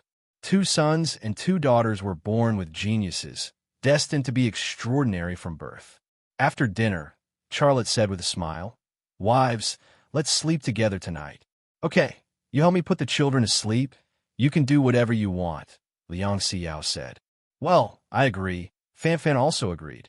Jiang Rui also said with a smile, "I was worried that no one would help me take care of the children. I'll sleep next to you. You take care of the children." Longbing only smiled and did not say anything. She was a mother, but her personality was still the same as before, without any change at all. Charlotte looked at the 4 lively little ones and suddenly wanted to retreat. "I didn't sleep last night. You guys take care of the children tonight. I'm going to the basement to make a plane." He left as soon as he said that, not daring to stay for a second longer. He was afraid that the 4 little ones would pester him to play some game again. Then he would not be able to do anything serious tonight. Charlotte came to the secret underground room of the new house. When he applied for a safe house, he specifically asked for a basement, and the person in charge of this matter satisfied his request. It was just a small request, no big deal. This place was originally the residence of the nobles during the Qing dynasty, and most of the residences had underground secret rooms to collect antiques and money. However, before Xiaolei moved in, the person in charge of this matter had specially arranged for someone to renovate the basement, making it safer and more secretive. After entering the basement, Charlotte locked the safety door made of alloy, not allowing anyone a chance to enter, including his wives. There was only one reason for this, and that was the ancient alloy box, which Zhu Xianyue had mentioned, was in this basement. With its ability to drive people crazy and even kill them, how could he dare to let his woman and child come close to it? Actually, it was not just the ancient alloy box. The silver armor that he had brought back from Malta and the crystal skull that he had brought back from Israel were also here. Of course, that included the bronze treasure book and the compass. Now, everything was placed on a workbench by him. He looked at them quietly, and they seemed to be looking at him quietly. There was a very familiar feeling between him and them, but at the same time, there was a very strange feeling. They had become a part of his life, but he didn't even know what they were or where they came from. These were the questions he needed to figure out. After quietly observing for a while, Charlotte awakened the abilities of his left and right eye and instantly entered the interior of the ancient alloy box. The familiar and terrifying feeling appeared again.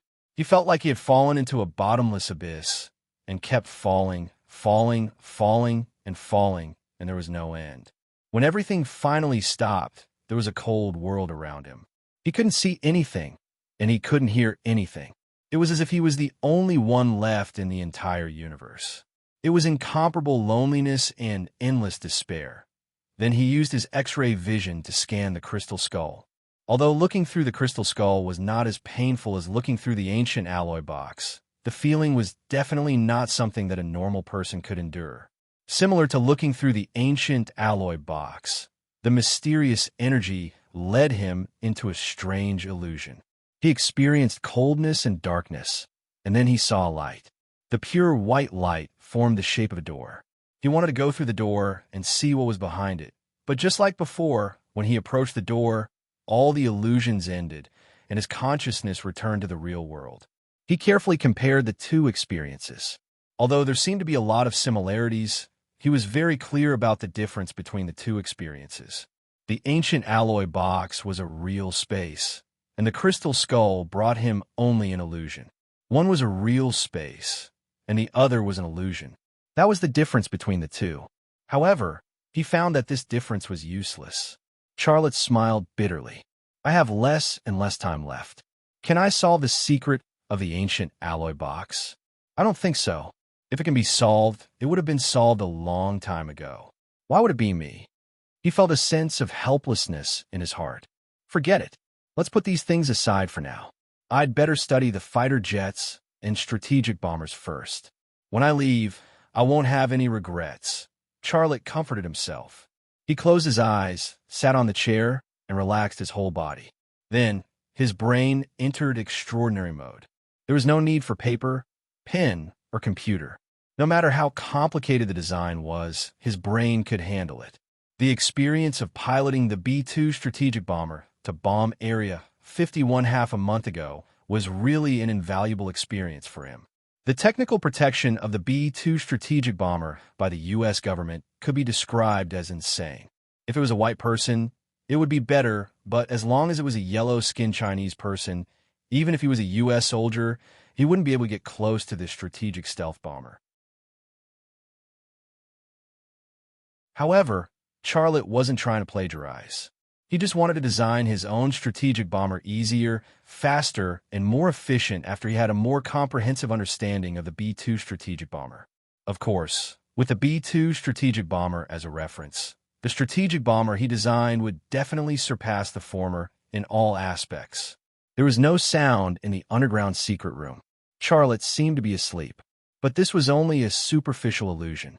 In his brain, almost all of his brain cells were involved in the research of the bomber. Every one of his brain cells was a brilliant scientific researcher.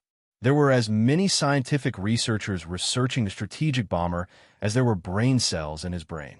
His body was not idle either. It constantly produced and delivered nutrients to his brain. At this time, he seemed to be lying down and sleeping, but whether it was physical or mental consumption, he had actually reached the limit. It was beyond the endurance of ordinary people. After an unknown amount of time, Xiaolei slid down from the chair and fell into a coma. It wasn't that he couldn't control his brain to stop this research, but he had entered a very critical period, and he didn't want to stop. This was like solving a problem. Sometimes the brain's ideas and inspiration were very good, but if it was stopped, it would be difficult to have the same ideas and inspiration the next time he tried to solve the problem. Beep, beep, beep, beep. There was a signal receiver in this basement, and its existence broke the silence here. Charlotte's consciousness woke up to the ringing of the satellite phone. He struggled to get up and took out the satellite phone. The number on the satellite phone made his nerves suddenly excited. He couldn't wait to answer the phone. "Dad, it's me." The phone call was from Xia Changhe. He finally showed up. "Leister, I don't have much time. Listen carefully." It was Xia Changhe's voice.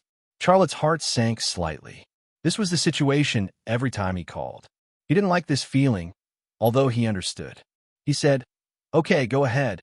You don't have much time left." Xiaolei was stunned for a moment. The prehistoric time limit was 3 years, and now he still had more than a year left. This was his own secret. He had only told Zhu Xianyue because it was not a secret to Zhu Xianyue at all. He had never told Xia Changhe, but when he said this, it was obvious that he was referring to something. The question was, how could he know this secret? "I sent an email to your mailbox. Take a look," Xia Changhe said. Xia Changhe then walked to the hacker's computer on the workbench. Xia Changhe's voice came from the satellite phone. "There's no hurry. What I want to say is in that email. Talk to me about my grandchildren in the remaining time." Charlotte stopped. "They're all very good." Speaking of children, Charlotte's heart suddenly softened, and a smile appeared on his face. 4 children, 2 boys and 2 girls. Liang Xiao's child took her surname. Long Bing's child is called Xiaolong. He is also a son. Jiang Rui and Fanfan have 2 daughters. One is called Xia Jianghe, and the other is called Xia Fan. Ha ha! Xia Changhe's laughter came from the satellite phone. Charlotte said with a smile, "All 4 children are very smart, especially Fanfan's and my daughter, Xia Fan. She can speak very clearly at only 1 month. The other 3 children are about the same. All of them are very smart and grow much faster than other children." "Good, good, very good," Xia Changhe's voice said. "Our Xia family has a successor. I am relieved. Dad, come back. You don't have to investigate anything. Something should be done by me. If you come back now, I can guarantee your safety. There will be no investigation against you." Xia Changhe has said, "I know you're doing this for my own good, but this is my destiny. You have your destiny, and I have mine. Dad, what do you want to say? When are you going to take the last AE capsule? Xiao Chang's voice said. I don't know. Maybe you will make a decision faster after reading the email I sent you, Xiao Chang has said. Charlotte's eyes moved to the hacker's computer, and then he walked over. That's it. I will contact you next time, Xiao Chang's voice said. Charlotte lifted the monitor of the hacker's computer and asked tentatively, Dad, where are you now? I am in Italy. Don't look for me. You won't be able to find me. That's it. Xiao Chang hung up the phone. Charlotte put down the satellite phone and quickly opened the mailbox. He found the email from Xiao Changha. He opened the email and saw the content.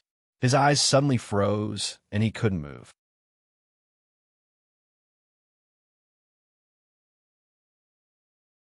Chapter 1150. The email sent by his father was a few photos and a video file. The video file had not been opened yet, but the few photos completely extinguished Xia Lei's little hope. The photos were of Kirsten, the new CEO of Lockheed Martin Corporation. Of course, there were also two beautiful bodyguards who never left his side, Charlotte and Eva. The photos sent by his father showed that they were taken a day ago, and the location of the photo was also the Lockheed Martin headquarters. Charlotte did not care how his father snuck in a Lockheed Martin Corporation to take these photos. What he cared about was that Kirsten was still alive. Kirsten, Charlotte, and Eva. Charlotte never thought that these three people were still alive. Based on the intensity of the bombing that he had used on the AE Research Center, even a robot from the future would definitely be blown to pieces. How could Kirsten and his two beautiful bodyguards survive that level of bombardment? If Kirsten, Charlotte, and Eva survived, how could Zhu Xianyue and the prehistoric one have survived? Charlotte opened the video with a heavy heart. The content of the video was Kirsten presiding over a meeting in a conference room at the headquarters of Lockheed Martin Corporation. Charlotte and Eva stood on either side of him. In front of him were more than 10 senior executives of Lockheed Martin Corporation. In front of him, these senior executives of Lockheed Martin Corporation all looked very serious and cautious. In the video, Kirsten opened a document and said, "Ladies and gentlemen, before we begin this meeting, please watch a video." A woman dressed as a secretary then turned on the projector, and a video suddenly appeared on the wall behind Kirsten. This video was a video of the battle in the Southern Sea that had been edited. The video showed the Jinka drone and the Ghost drone. The video showed the combat methods of these two drones, as well as their stunning performance. This is Rema Group's drone. This is too scary. The Super Bumblebee is no match for it at all. Oh my God, even the F-35 is no match for it. We've already lost the air. What is that? F***CK. It actually launched an anti-ship missile. As the video played, the multi-purpose conference room was filled with discussions. Two emotions, surprise and jealousy, flowed in the conference room. Only Kirsten and the two beautiful bodyguards behind him were calm.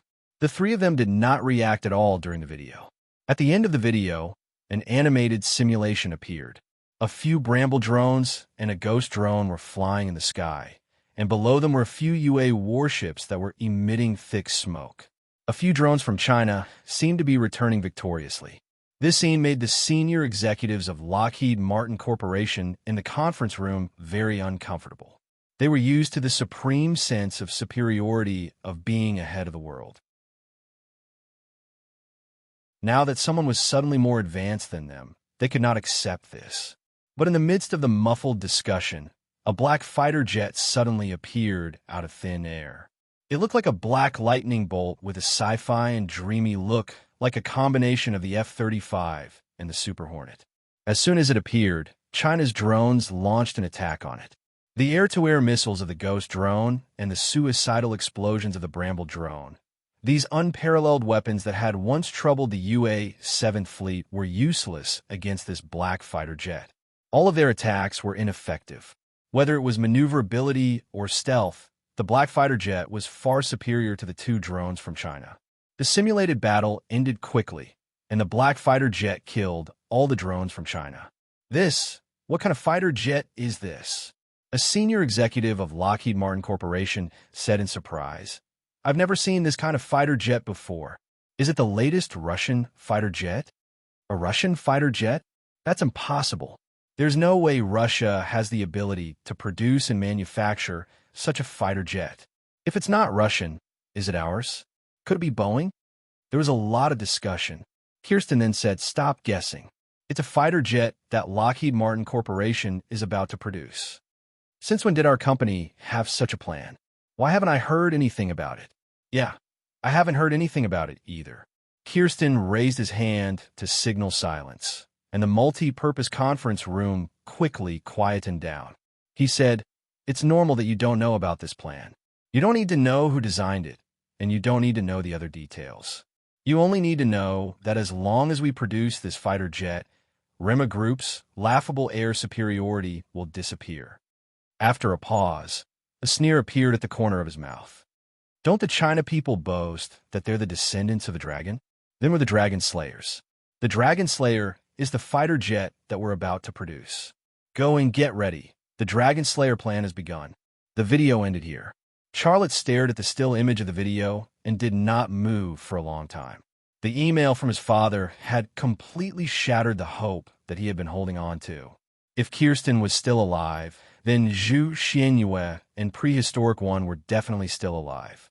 Although he did not know how Kirsten had survived the bombing, and he did not know why Zhu Xianyue and Prehistoric One had not come after him for revenge, he knew that the worst situation that he had been worried about had happened. He, Zhu Xianyue, and Prehistoric One had been in a delicate balance. However, he had bombed Zhu Xianyue and Prehistoric One, so the two of them had become his mortal enemies. After a few minutes, Charlotte closed the monitor of the hacker's computer. His thoughts shifted to the Dragon Slayer, and he thought to himself, although it's just a battle simulation, if Lockheed Martin Corporation really produces that kind of fighter jet based on a series of events that have happened recently, the United States will definitely adopt a tougher policy against China, or even an extreme policy. Who designed the Dragon Slayer? What materials are used to produce it? He could not think of the answers to these two questions. After slowly calming down, Charlotte picked up the satellite phone and made a call. "Siamu, get your intelligence network up and running. Collect all the information about Lockheed Martin Corporation, especially the Dragon Slayer program." "No problem, boss. I've been holding back all this time. It's a good time to get some exercise. You can't go to the United States." "Huh? Why?" "It's very dangerous. Believe me, if you go this time, you will face an enemy that you can't defeat. You will die. Just stay here and let your people collect the information," Charlotte said. "Okay, I'll listen to you." Charlotte then dialed Giovanna's number. "Giovanna, listen. Let the brothers and sisters of the Rescue Society collect all the information about Lockheed Martin Corporation, especially the information related to the new CEO, Kirsten." "Okay, no problem." Giovanna's voice sounded. "Also, if possible, inquire about the situation in Area 51. I need some information about Area 51. "No problem. I was just about to come to you and tell you about the operation in Mexico." Giovanna's voice sounded. "But I can't enter the place where you live now. When will you come out?" Charlotte smiled bitterly. "I'll come out soon, but you can also tell me on the phone." Kirsten was not dead, and Zhu Xianyue and the Prehistoric One were still alive. With the IQ of these three people, how could they not guess that he was the one who bombed the AE Research Center? His plan to play dead had actually failed, and he could end it early. "All right then, I'll tell you about Mexico's proxy war." Giovanna's voice sounded. "We have spent $300 million. Those armed men attacked the former headquarters of the FA organization and killed many armed men of the FA organization. In addition, more and more people are joining our proxy war for money. I need more funds. Money is not a problem. Let them fight, but you have to be careful. Don't let the recruited armed men get close to you and the core members of the Rescue Society, because there must be agents from the FA organization among those armed men." "Got it. I'll ask them to be careful." "That's it then." Charlotte hung up the phone. Xiaolei didn't relax, even a little bit, after arranging the two intelligence chiefs under him to do what they needed to do. If the previous situation was to bear the pressure of death and count the time to live, then now he was already taking a walk at the gates of hell, and he could fall into hell at any time. The day when the prehistoric one and Zhu Xianyue came to his door would be the day of his trial. Zhu Xianyue and the prehistoric one only threatened the lives of him, his woman, and his children, while Kirsten and Lockheed Martin Corporation threatened the future of Rema Group and the entire China. These were the things he cared about the most, and they could not be violated. Charlotte's eyes moved to the alloy pendant on his neck. Facing the unprecedented threat of death and the pressure of losing everything, it seemed that there was only one way for him, and that was to eat the last AE capsule, start a comprehensive evolution, and become as powerful as the prehistoric one and Zhu Xianyue. Charlotte pulled off the alloy pendant and held it in his hand. He was struggling in his heart. Zhu Xianyue and the prehistoric one both want me to eat it, and I only have one way left. But do I really have to start the unknown evolution, lose my current body one day, and become a mass of energy? At that time, will my wife and children still be able to feel my existence? In the past, he did not eat the best AE capsule because it was the best one. Once he ate it, and he did not study it thoroughly, there would be no AE capsule to study in the future. Later, he did not eat it because he understood that eating it would start a comprehensive evolution and eventually evolve into a mass of energy, so he did not dare to eat it rashly. Now, he was very clear about the nature of the AE capsule. Once he ate it, he might have to say goodbye to his wife, children, family, and friends forever. Under these circumstances, the decision to eat the pill was extremely difficult for him. Do-do-do, the satellite phone rang again. Charlotte glanced at the satellite phone on his workbench, then took a deep breath and answered the call. Hubby, it's time for breakfast. Seriously, how could you stay in the basement for the whole night? Don't you want your body anymore? Liang Xiao's voice had a reproachful tone, but more than that, it was filled with love and concern. Okay, I'll come out for breakfast right away. Charlotte hung up the phone and put the alloy pendant containing the AE capsule into his trouser pocket. Even if he wanted to eat it, he did not have to wait for a day or two, right? He thought to himself.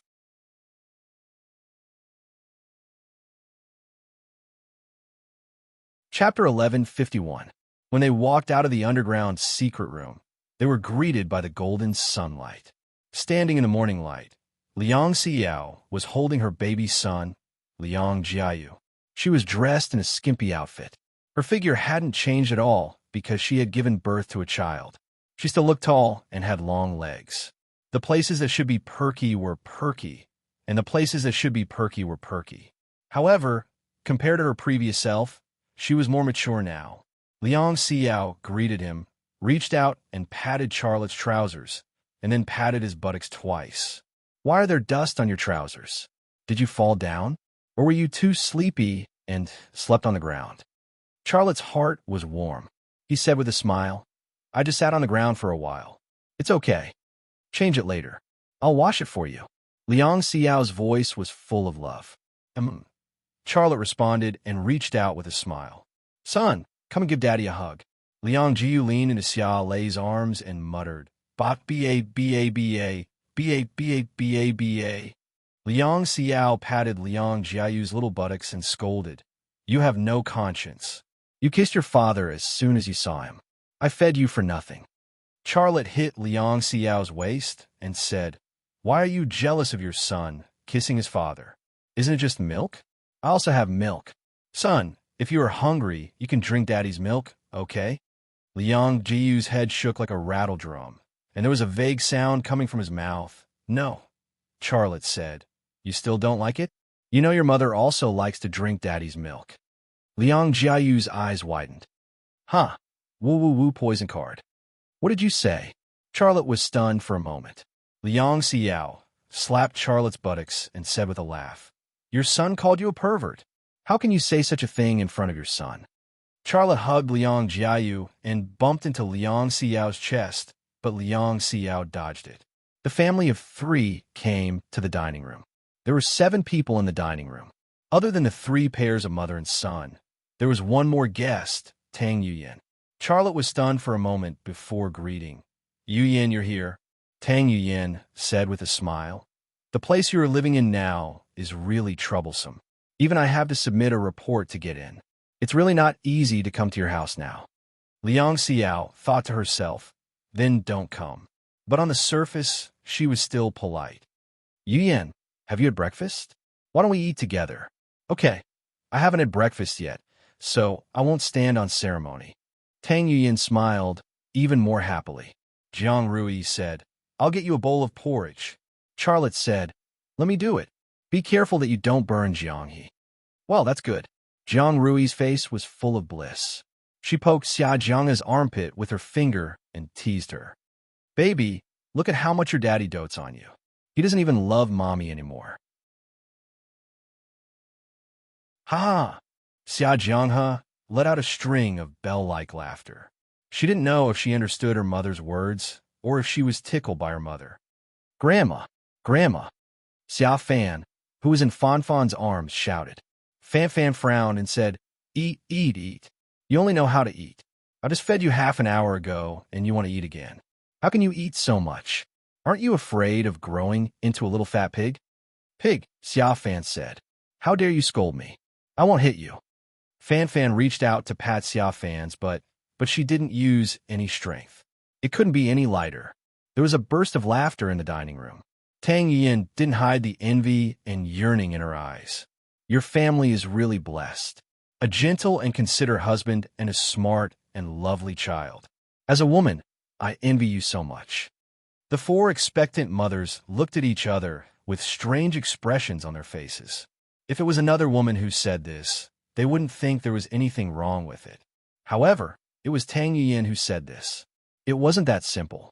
Before they moved in, Tang Yuyan would visit Ping in residence every few days. Every time she came, she would bring a lot of gifts for the adults and children. Moreover, Tang Yuyan would stay for half a day every time she came. She would rush to do everything and was very enthusiastic.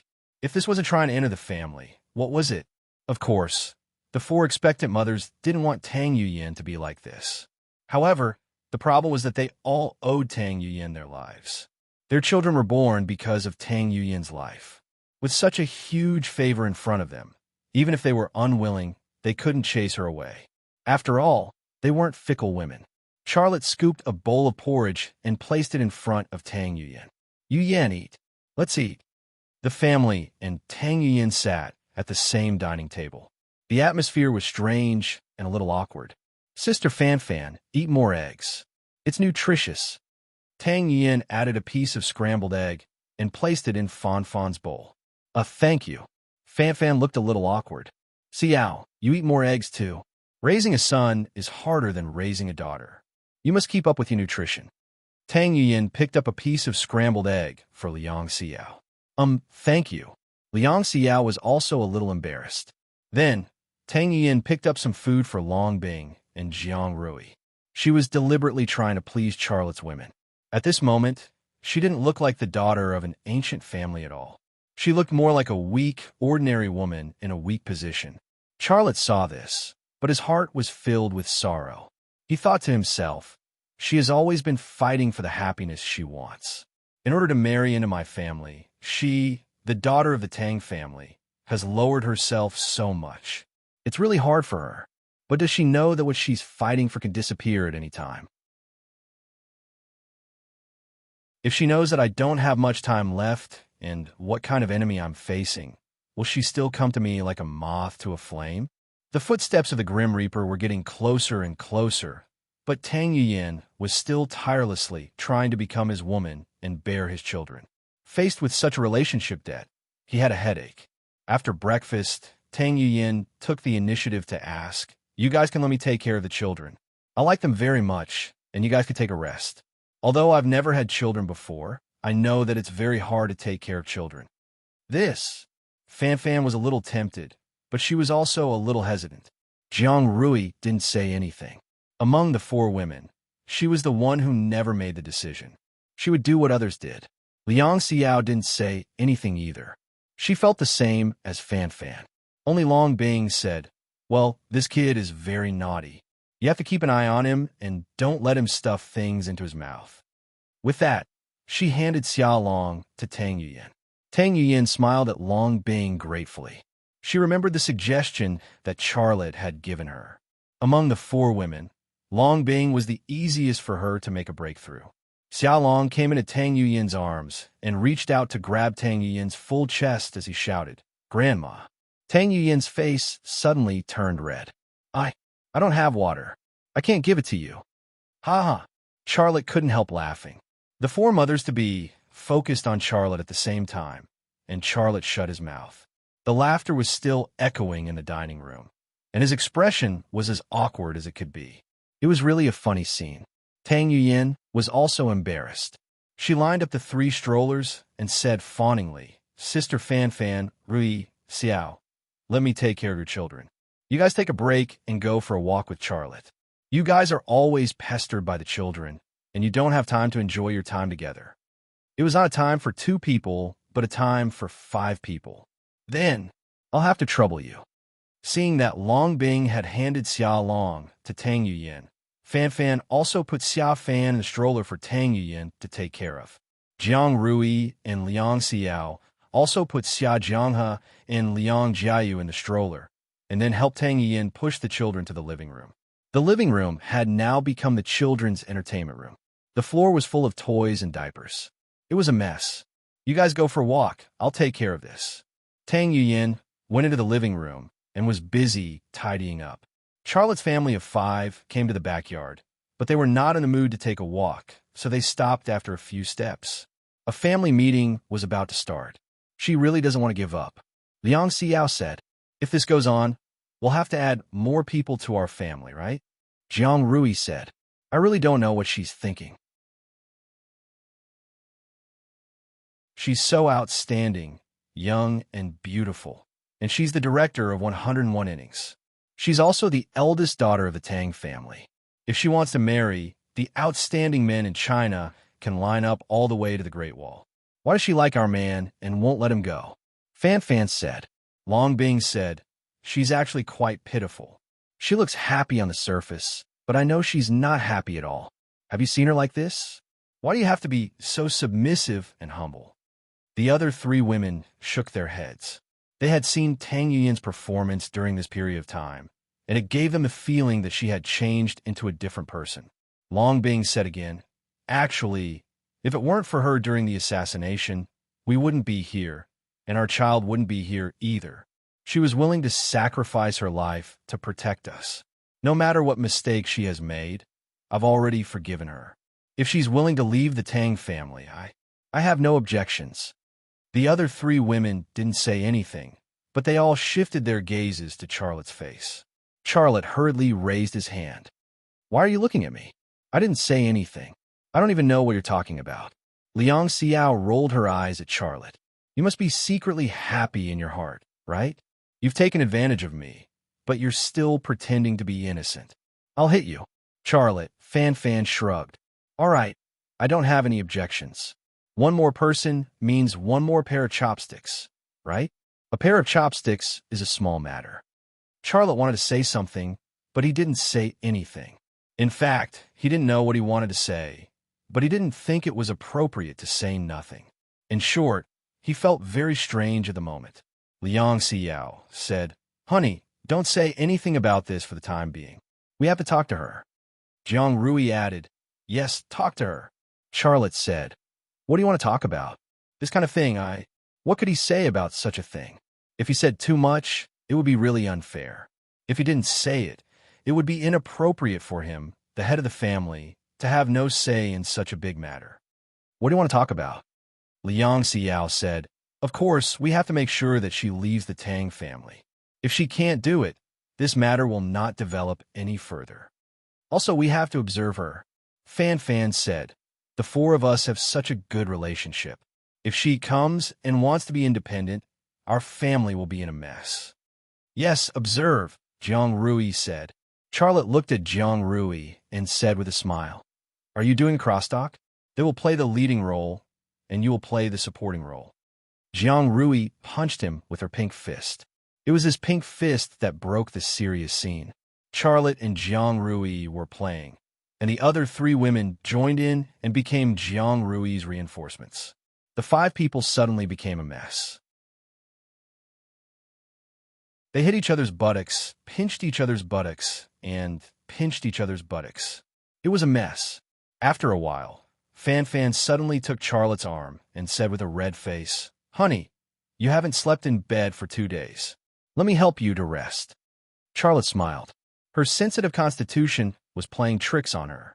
It was easy for other women to breastfeed a child, but it was very difficult for her.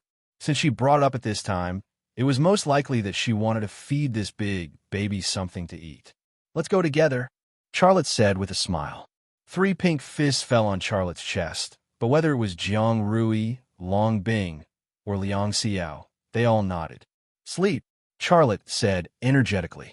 He didn't look like a person who hadn't slept in bed for 2 days.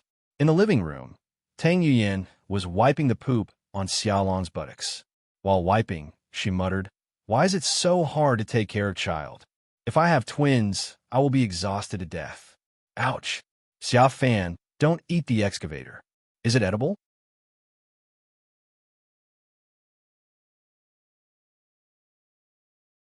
Chapter 1152. The afternoon sun was blazing. Tang Yuyan held a parasol while Charlotte accompanied her and walked her out. "You should also stand under the umbrella. The sun is too strong and you will tan," Tang Yuyan said.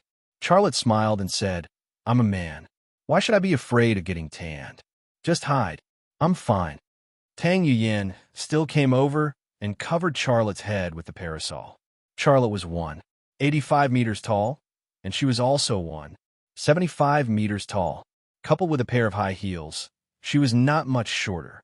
The two of them looked like a very compatible couple when they walked together. Many people looked at Charlotte and Tang Yuyan. Charlotte did not know them, but there was no one here who did not know Charlotte. He was now the most famous person in China. His every move affected the nerves of the whole world. There were very few Chinese who did not know him. However, he was famous in this special community not because of his Thunder Horse military factory or the Jinka and ghost drones that have been recently hyped on the news channel, but because of his 4 wives and 4 children. His wives were all stunning, and his children were all extremely smart. Who would not be envious that they could speak after only a month? So many women and so many children lived together, yet they could get along harmoniously. Who would not be curious? Now, Xiao Lei was walking under a parasol with a 5th woman. Their posture was ambiguous, and their expressions were also ambiguous. The people in the neighborhood couldn't help but stare at them. In the face of those gazes, Charlotte was already a dead pig that was not afraid of boiling water. Tang Yuyan was, after all, the daughter of a famous family. She blushed a little and felt a little embarrassed. The road in the community was winding and seemed very long. "You?" Tang Yuyan's voice was low. "Don't you have anything to say to me?" Charlotte knew that she wanted to hear him say something, but those words were not easy for him to say. He glanced at her, then fell silent again. A trace of disappointment flashed across Tang Yuyan's eyes. "I've already convinced Long Bing. Do you know what I'm talking about?" Charlotte smiled. "I know. After lunch, Liang Xiao talked to me, and I understood what she meant. If I wanted to marry into your family, I would have to leave the Tang family.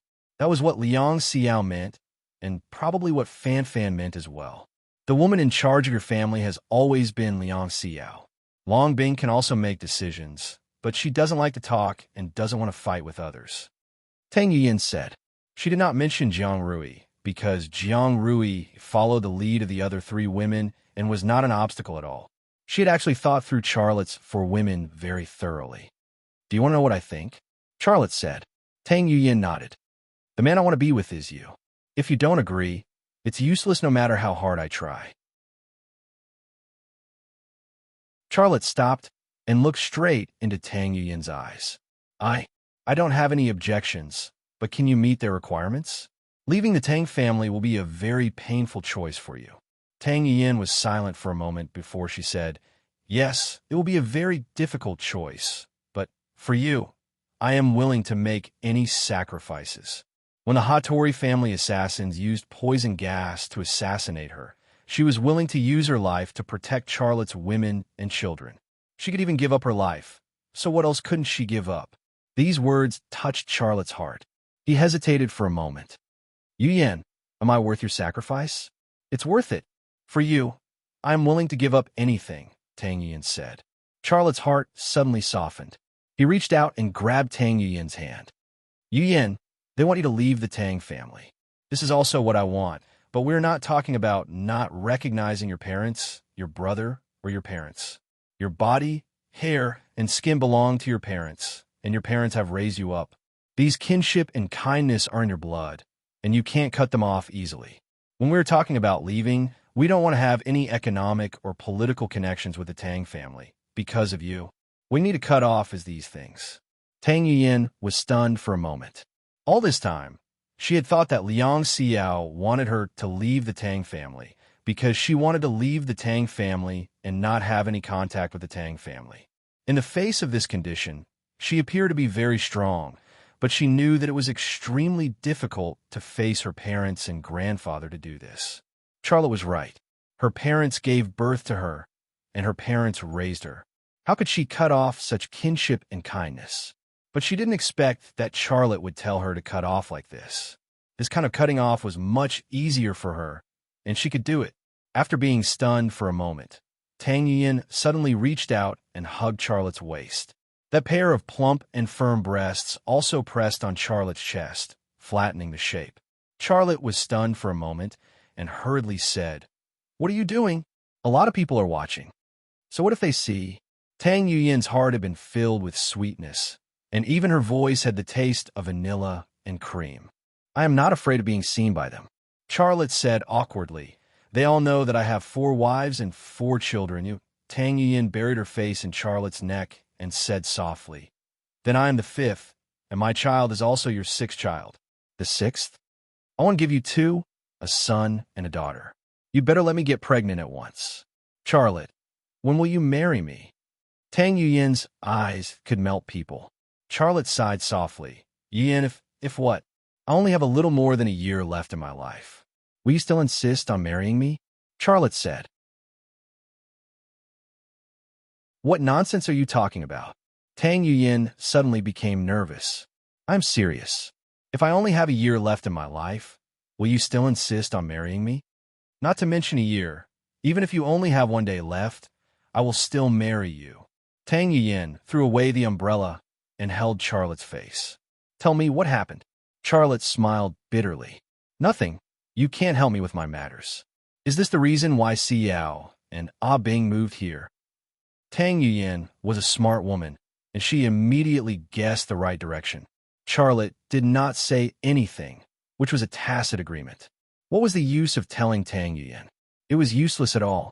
In the face of opponents like Zhu Xianyue and the prehistoric one, not to mention Tang Yuyan, even the country could not help him.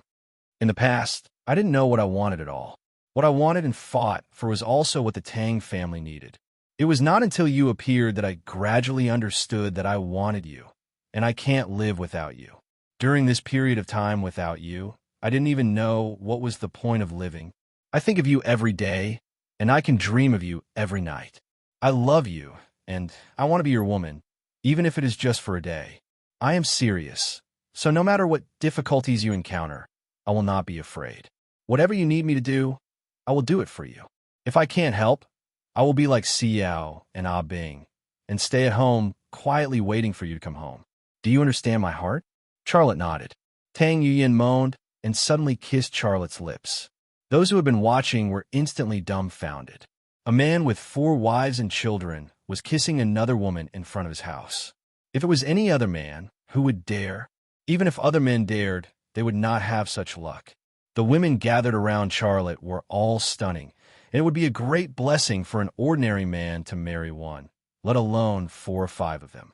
It was also Charlotte's first time kissing Tang Yuyan in front of so many people. He was a little nervous at first, but he quickly relaxed and responded to Tang Yuyan with more passion. For Tang Yuyan, he had always had complicated feelings for her.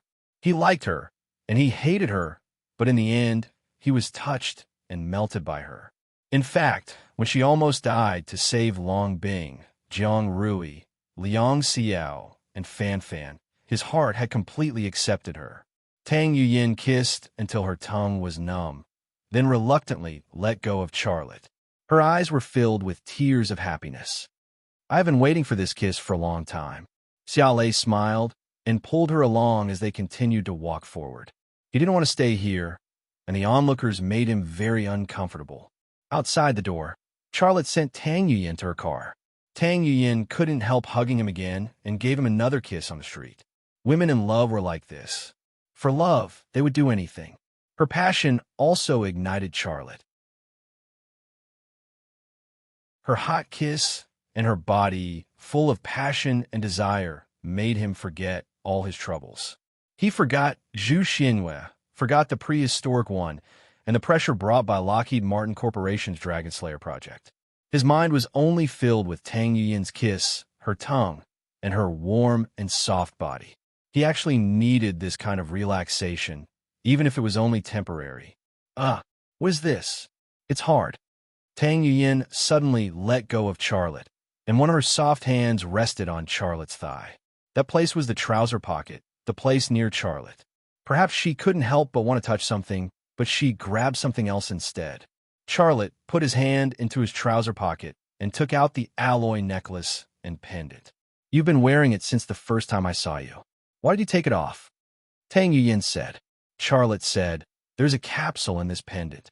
Tang Yuyin was stunned for a moment. "What capsule?" Charlotte paused and moved closer to her ear. "The AE capsule." Tang Yuyin was so shocked that she couldn't close her mouth. Charlotte just looked at her quietly. The last AE capsule was his secret. In order to save his woman and child, Tang Yuyin could even sacrifice her life. She could also cut off the Tang family for him. He should at least be so honest with her. Moreover, he was already ready to eat the last AE capsule, but he had to make some arrangements before eating it. Tang Yuyin smiled. Charlotte telling her such an important thing made her feel even happier and more touched than the kiss just now, because it meant that he already regarded her as his woman. Their eyes met, and a new kiss seemed to be brewing. But at this moment, a military off-road vehicle suddenly stopped beside the two of them. Tang Buchuan poked his head out of the driver's seat with a smile on his face. "Hey, girl, you and Charlotte are like this. Aren't you afraid that his 4 tigresses will chase you with knives?"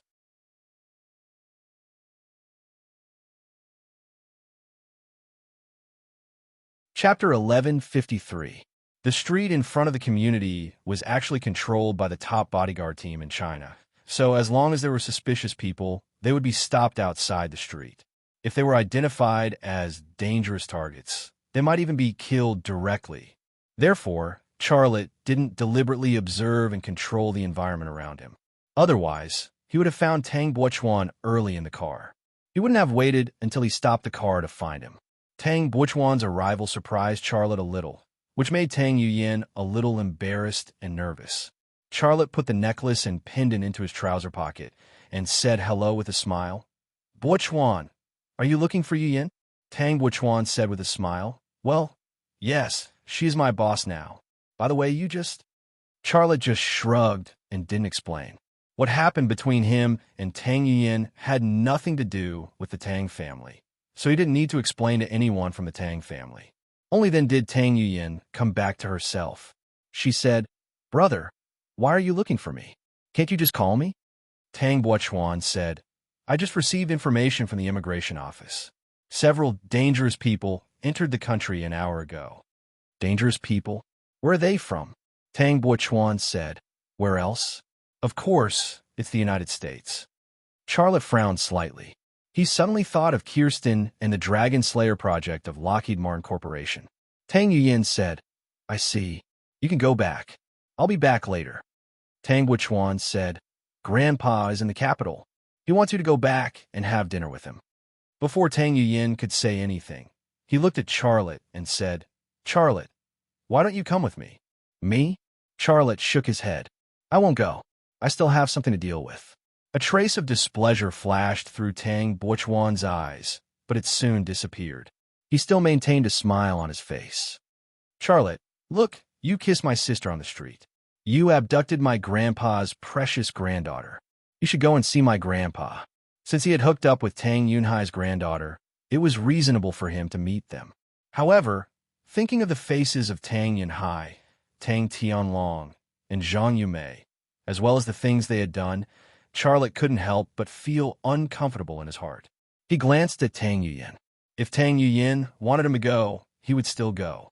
Tang Yuyin's expression was a little complicated. She seemed to be preoccupied and hesitant. Yuyin, say something, Tang Buchuan said. Tang Yuyin bit her lip.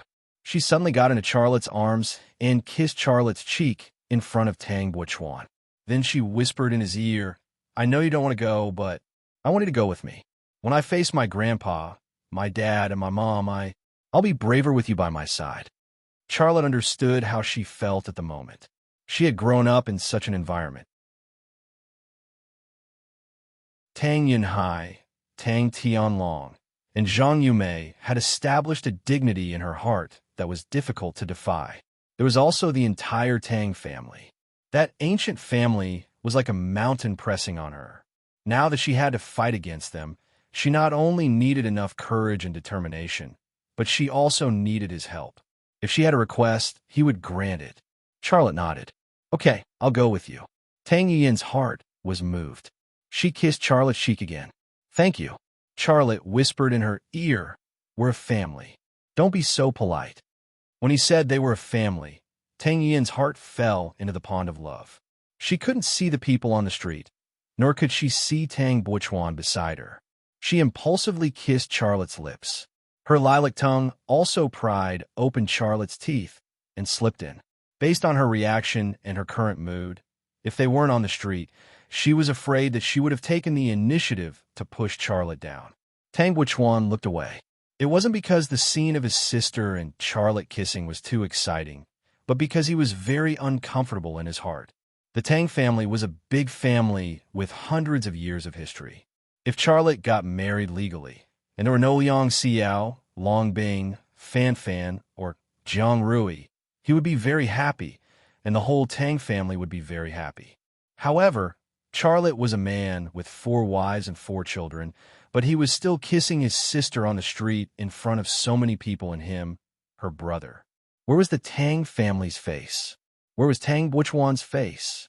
Could he feel comfortable? If the man Tang Yuyin was hugging wasn't Charlotte, who he couldn't afford to offend, he would have rushed up and punched him. After a full 2 minutes, Tang Yuyin let go of Charlotte. Her jade dimples were faintly flushed, and her eyes could meld a man who was as strong as a bear and as hard as iron. Charlotte said with a smile, You go deal with things first. I'll get ready and call you later. Tang Yuyin nodded and said, Well, I'll help them take care of the children tomorrow. Charlotte smiled. Tang Yuyin got in her car and drove away slowly. At least 50% of her sight was on the rearview mirror. In the rearview mirror, Charlotte was gradually getting farther away, and her heart seemed to be missing something empty and needed to be filled. A woman in love was like a piece of milk candy in her mouth, clingy.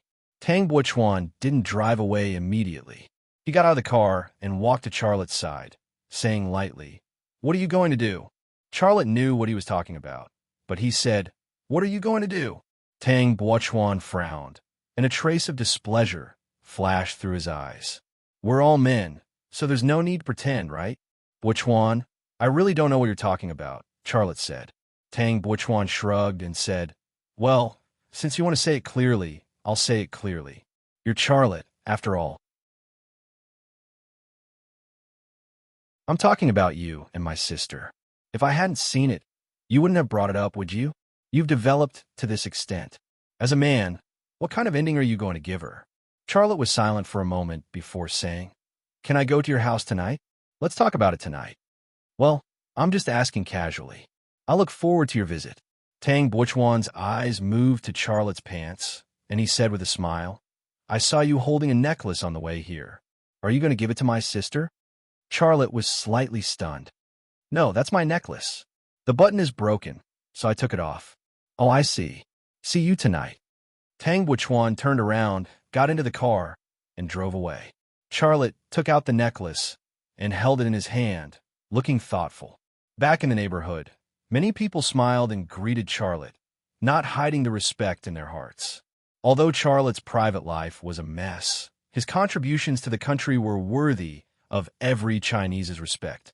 The legendary stories about Charlotte also filled them with yearning and curiosity. Charlotte responded to them one by one. He was like an old neighbor with them. However, most of them couldn't even call his name. On the way, Charlotte was like a triumphant national hero. As soon as he got home, one of his ears was twisted by Liang Xiao. I just saw you and Tang Yuyin kissing on a road in the front yard. Tell me, was it a washboard or a keyboard? Liang Xiao looked fierce. However, Fan Fan, Long Bing, and Jiang Rui were laughing. During this period, Tang Yuyin had almost become like a part-time worker. They had seen the change in Tang Yuyin and Tang Yuyin's flattery. Most importantly, every time they saw their child, they couldn't ignore the time when Tang Yuyin sacrificed herself to save them. If it wasn't for Tang Yuyin, their child wouldn't even have had the chance to be born. For various reasons, past and present, the obstacle in their hearts had actually been slowly removed by Tang Yuyin, and they had all accepted her. In fact, another reason why they could accept Tang Yuyin was that it would be very difficult for one to have 2 children, but it wasn't difficult for 4 to become 5. It was already 4, so who would care about 5? Anyway, it wasn't like they were fighting over it. If a bed could sleep 5 people, then it could sleep 6. However, the man who stole food still had to be punished. Tell me, Liang Xiao's other hand fell on Charlotte's buttocks. Washboard or keyboard? Liang Jiayu crawled over from the carpet, raised his chubby little hand, and grabbed Liang Xiao's stockings. He kept grabbing them, and his little mouth was still shouting, "Papa, Papa." Charlotte took the opportunity to say, "Look, my son has come to help me. Why don't you let his father go?" Liang Xiao loosened her hand, and Liang Jiayu also loosened his hand. His little face was full of a successful smile. Liang Xiao stared at her son. "Jiayu, if you spoil your father like this, your father will find you a 6th or 7th mother." Liang Jiayu waved his hand and hit Charlotte's calf. Charlotte smiled. He picked Liang Jiayu up and said with a smile, "Jiayu, don't worry. Dad won't find you a 6th mother. I promise you." This was said to the child and also to the woman at home. "That's what you said. This is the last time." Liang Xiao's face finally revealed a trace of a smile. Xiaolei nodded. "I won't do it again. This is the last time." Then he smiled bitterly.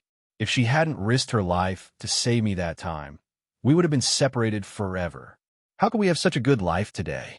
Our family owes her, and I will pay it back." "You wish. You men are willing to pay this kind of debt." Fan Fan rolled her eyes at Charlotte. Charlotte gently slapped Fan Fan's perky buttocks. With a crisp smack, Fan Fan rolled her eyes again. Xiao Fan crawled to Charlotte's feet and hit Charlotte's foot with a Barbie doll. It seemed to be protesting that Charlotte had hit his mother's buttocks. Fan Fan picked Xiao Fan up. Her face was full of love. "I owe Mom's little baby. You really care about Mom. If your father bullies me again, you will stand up for Mom, okay?" Xiao Fan giggled. Her laughter was as clear as a silver bell. Liang Xiao held Charlotte's hand.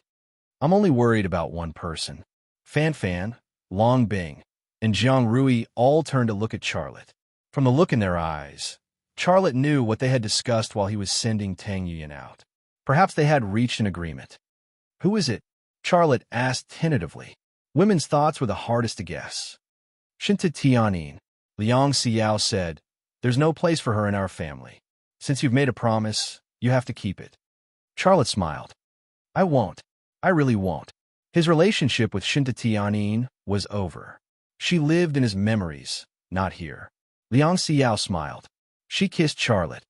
"Good boy. Let me reward you." Fan Fan, Long Bing, and Jiang Rui also came over and gave him the same reward. Charlotte opened his arms. He wanted to hold his 4 wives in his arms, but his hands were not big enough. "Sigh, you won't be able to hold them soon," Jiang Rui said. Charlotte was speechless. Xiao Fan slapped Charlotte's eyes. She saw her father's hand on her mother's buttocks.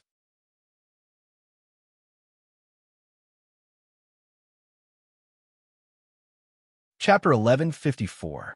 Under the night sky, the capital was restless. All kinds of desires were released when night fell, filling every inch of space in the city. Zhang Yumei was busy early in the morning. When night fell, she had already made a table of sumptuous dinner. Now they just had to wait for the guests to come to the banquet. Tang Tianlong didn't have a smile on his face in the face of a table full of good wine and dishes. He had already learned from Tang Buochuan that Tang Yuyin and Charlotte had kissed on the street, which made him feel ashamed as a father. Zhang Yumei didn't have a smile on her face either. She was actually reluctant to make this table of food. From the Tang family's point of view, this wasn't something to be happy about.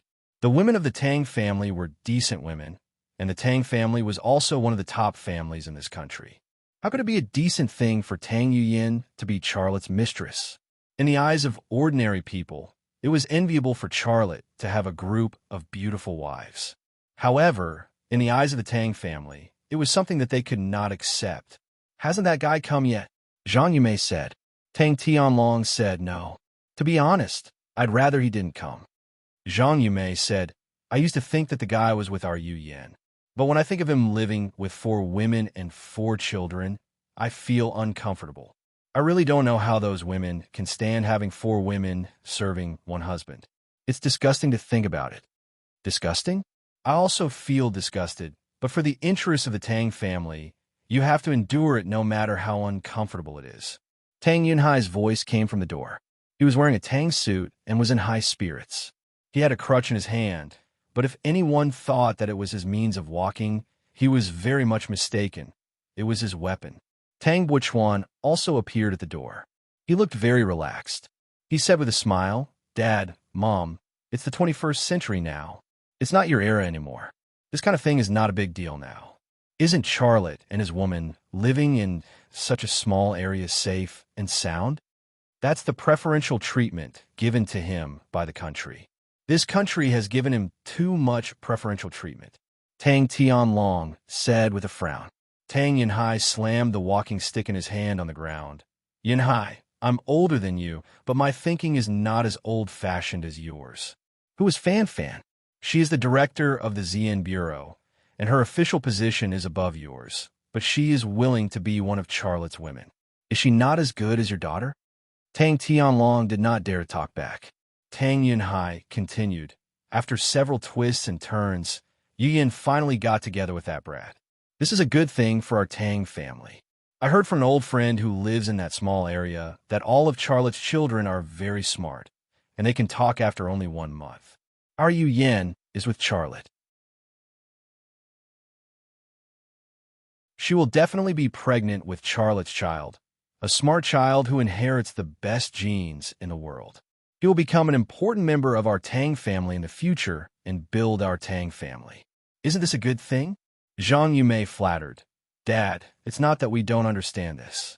It's just that I feel a little uncomfortable. Don't worry. When that brat comes, I won't talk nonsense. Then, she nudged Tang Tianlong next to her with her elbow. Tang Tianlong also said, Dad, don't worry. I'm a person who can see the big picture. I won't give that brat any face. That's good. We should look at the long term. Tang Yunhai said, Yin will marry Charlotte and become Charlotte's woman. Then, she'll get the shares of Rema Group. The original shares of Rema Group are very important to us. It's even related to the fate of our Tang family for the next 100 years or even 200 years, so we can't make any mistakes in this matter. I got it, Dad. Tang Tianlong didn't feel uncomfortable in his heart anymore. Zhang Yumei said with a smile, Dad, it's actually a happy occasion for our family today. We'll have a good drink and ask Charlotte to stay here for the night. Tang Yunhai nodded slightly to show his consent. Tang Buochuan suddenly said, Grandpa, Dad, Mom, I found something today. What is it? Tang Yunhai's eyes shifted to Tang Buochuan.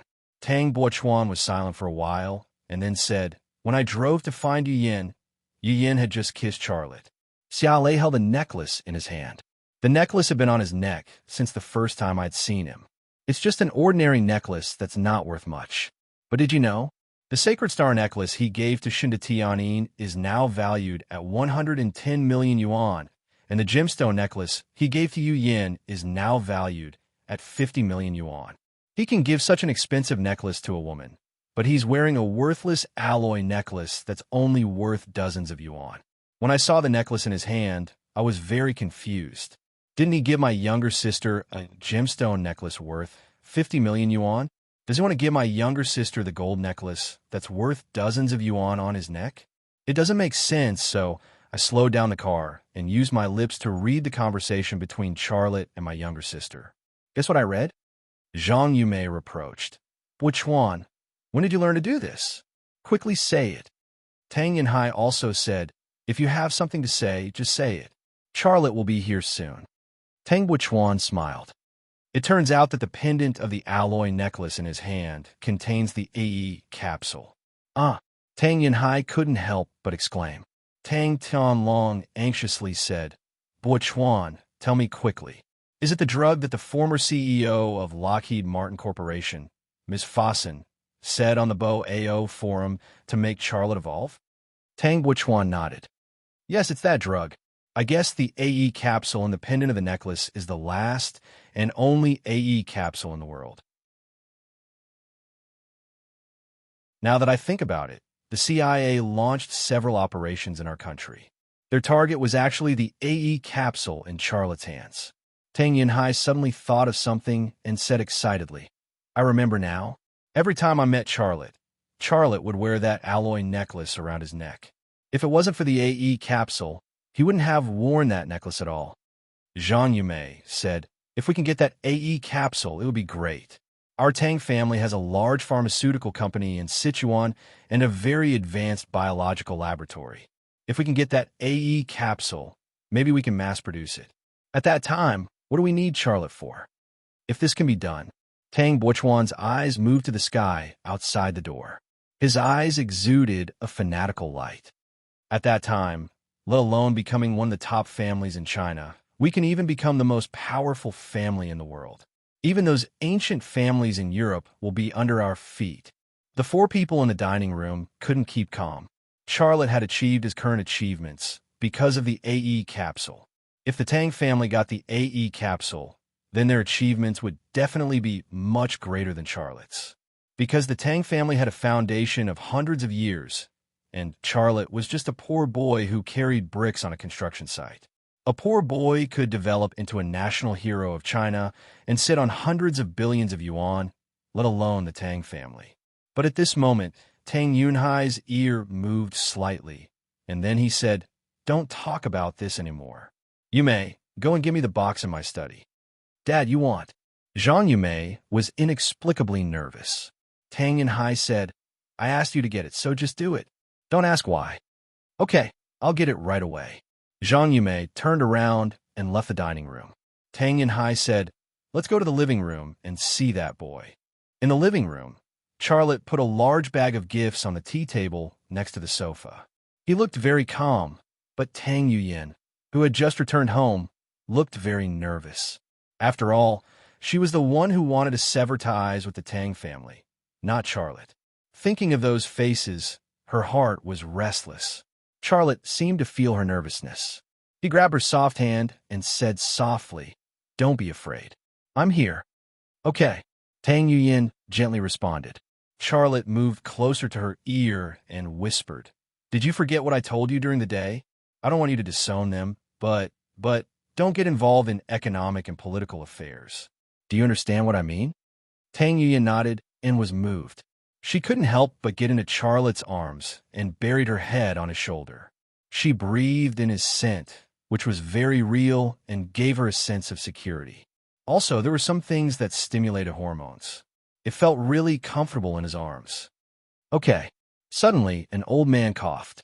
Tang Yuyin hurriedly let go of Charlotte and looked at the door. She saw Tang Yinhai, Tang Tianlong, and Tang Buchuan at a glance. The three generations of the Tang family walked in. Hee, Xiaolei. Ah, Xiaolei. You didn't even enter my house the last time we parted. What kind of wind blew you here this time? Tang Yinhai tried to find a topic to talk about. Charlotte smiled. Hello, Grandpa Tang, Uncle Tang. Well, Buchuan, you too. After greeting them, he calmly took over Tang Yunhai's topic. Grandpa Tang, you know I'm really too busy. Since the last time we parted, I've been studying drones in Rema Group. It's only now that I have time. As soon as I have time, I come to see you. Ha ha ha. Tang Yinhai laughed. You're still so good at talking, kid. You're flattering me. By the way, I bought you some gifts. I hope you like them. Charlotte said. Tang Yuyin then opened the big bag of gifts and took out a bag of tea. She handed it to Tang Yinhai. Grandpa, this is Charlotte's gift for you. It's the tea from the 1,000-year-old tea tree in Paulonia village in Wui Mountain. It's very expensive. Charlotte asked his friend to buy it from the local people. It wasn't easy. Tang Yinhai just glanced at it casually and casually threw the bag of tea that was more expensive than gold on the coffee table. He just said lightly, okay, Dad, this is the wine Charlotte bought for you. It's an old cellar wine from Maotai Town. It's much better than those bottled wine. I heard it's very delicious. I hope you like it. Tang Yin handed a jar of wine to Tang Tianlong. Tang Tianlong just looked at Tang Yin expressionlessly and didn't even stretch out his hand. When Tang Yinhai shifted his gaze to look at him, he reached out to take it and said faintly, okay. Charlotte gave Tang Buochuan a Rolex watch, which was the most expensive one. When Tang Yin gave the watch to Tang Buochuan said with a smile, Hey, Charlotte, you gave me such an expensive gift for no reason. I don't dare to accept it. However, if you want to use these gifts as betrothal gifts, I have to tell you that it's not enough. Charlotte just smiled faintly. He was no longer the person he used to be. He could tell at a glance who was really smiling and who was pretending.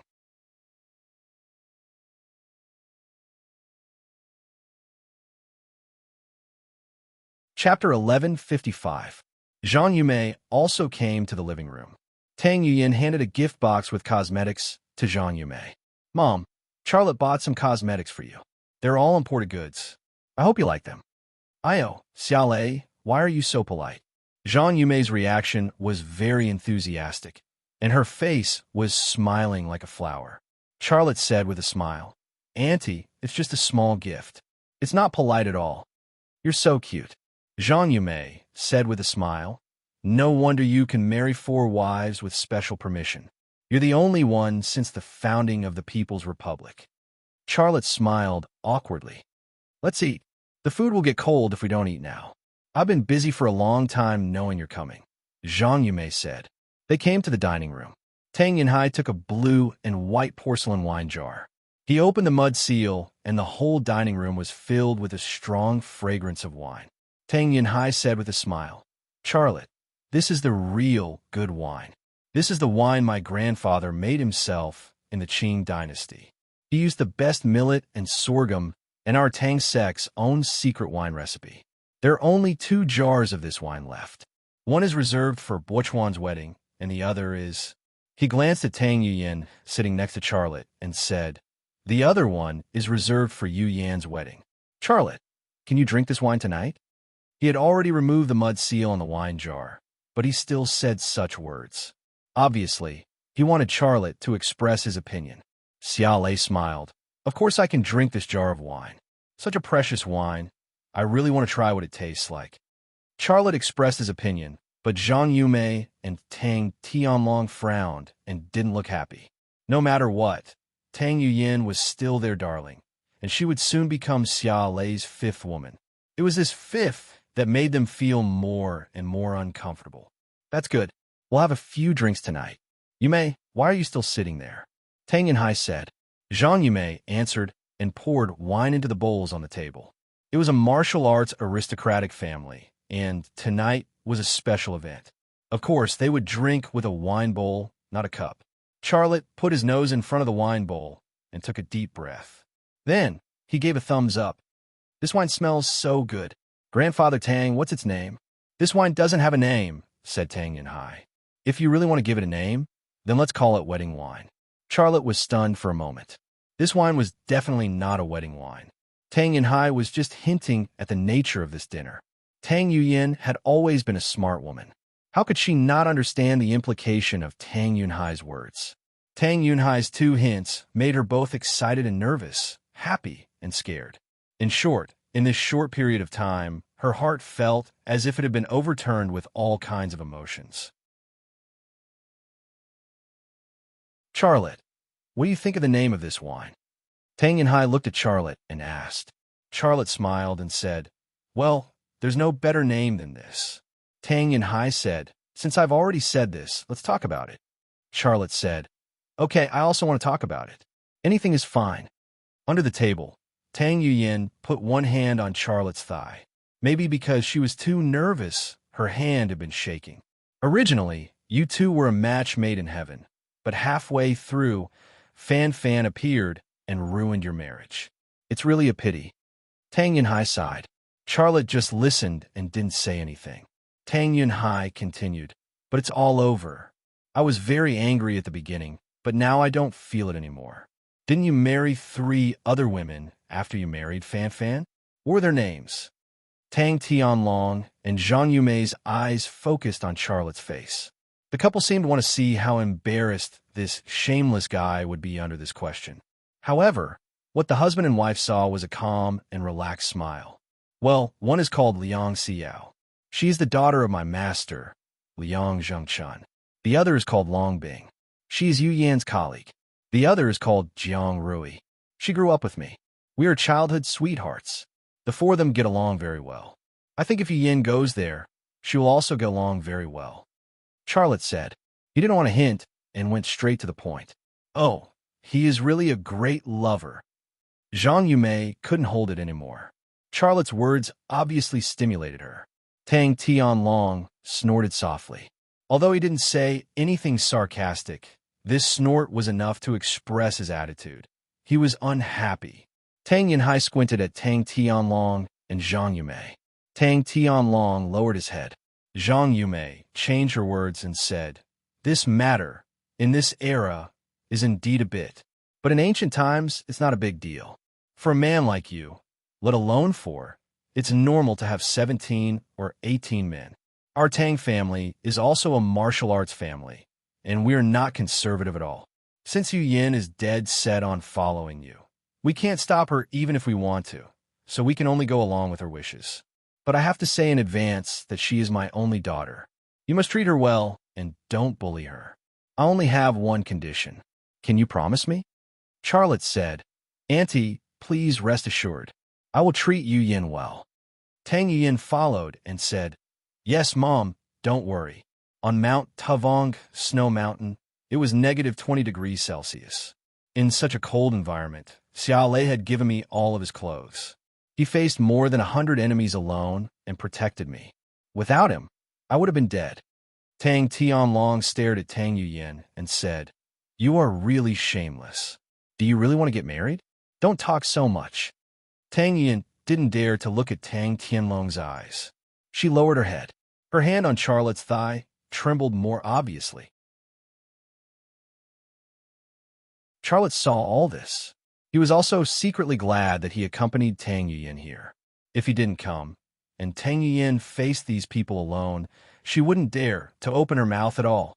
The reason was very simple. Although Tang Yuyin had made a decision and had a certain amount of courage, there was a big difference between facing the Tang family and not facing them. Rabbits had an instinctive fear of eagles, and it was almost irreversible. Charlotte put down one hand and grabbed Tang Yuyin's hand on her thigh. He gently stroked the back of her hand and comforted her in this silent way. Charlotte's caress really worked. Tang Yuyin soon calmed down and was not as nervous as before. Dad, I can understand that you don't want to leave my sister, but Charlotte is the best man in the world. Although there are a lot of women around him. But Yuyin doesn't care. What do you care about? I think this is a great thing. Don't be so serious, Tang Wuchuan said. Tang Tianlong sighed and said, I'm not good at talking. Charlotte, don't mind me. Xiao Lei said, Uncle, you're being too serious. Yu Yin and I are together, so we are a family. You are my elder, so it is only right for you to scold me. How could I dare to be disrespectful? Are you still calling me uncle? Tang Yinhai said lightly. Charlotte also changed the way he addressed them. Dad, Mom. Zhang Yumei couldn't stop smiling. Good boy. But there was a flash of dissatisfaction in her eyes. Tang Tianlong also responded with a sound, without any expression on his face. Ha ha! Tang Yinhai laughed and said, good. Charlotte, there is still one person you haven't greeted. Charlotte smiled and said, Grandpa. Ha ha! Tang Yinhai laughed even louder and said, my Tang family has been a big family for hundreds of years, and this is the first time we have married a daughter like this. But only you, Charlotte, can do this. If it were someone else, I would not only not agree, but I would also break his leg. Tang Yuyin was completely relaxed. What she was worried about did not happen. She even had the illusion that her parents and grandfather had really come to terms with it and thought things through. However, her relaxation only lasted for a few seconds. Just when the atmosphere in the dining room seemed to be relaxed and happy, Tang Buchuan suddenly said, "Charlotte, you are going to marry a woman of the Tang family. We are just talking here, and it doesn't count." Charlotte said with a smile, "Then how does it count? My sister can't have no status, right?" Charlotte said, "Of course. I will call the chief later and ask for a special license. I think he will approve it. Only you dare to ask him like this." "Well, in that case, I am relieved," Tang Buchuan said. As soon as Tang Buchuan closed his mouth, Zhang Yumei said, "Charlotte, you are going to marry our Yuyan. You must be fair." Charlotte said, "Our family has always been democratic." Zhang Yumei said, "I'm not talking about that.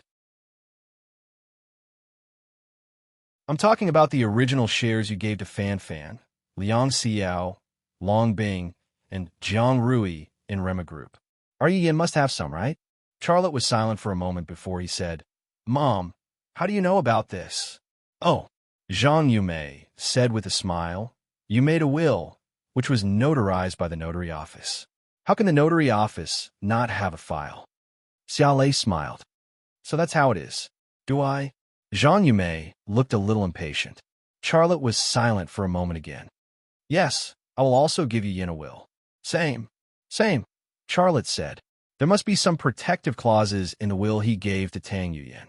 He wanted to make sure that the Tang family could not get involved in the business of Rema Group, but there was no need to let the Tang family know about it. "Haha, I'm relieved." Zhang Yumei smiled happily. "Then you make a will first, and then you can marry our Yuyan. I'll take that will as your betrothal gift. If you give it to another woman, of course, you have to give it to our Yuyan. But don't get me wrong. It's not that we want to take advantage of you. We just want you to cherish our Yuyan and be fair." There was already a trace of anger in Charlotte's heart. This was not marrying off his daughter. It was simply selling his daughter, and it was outrageously expensive. The three men of the Tang family all stared at Charlotte with expectation and excitement in their eyes. As long as Charlotte nodded and made a will, then the Tang family could get involved in the business of Rema Group. But at this time, Tang Yun suddenly stood up and said, "I don't want a will."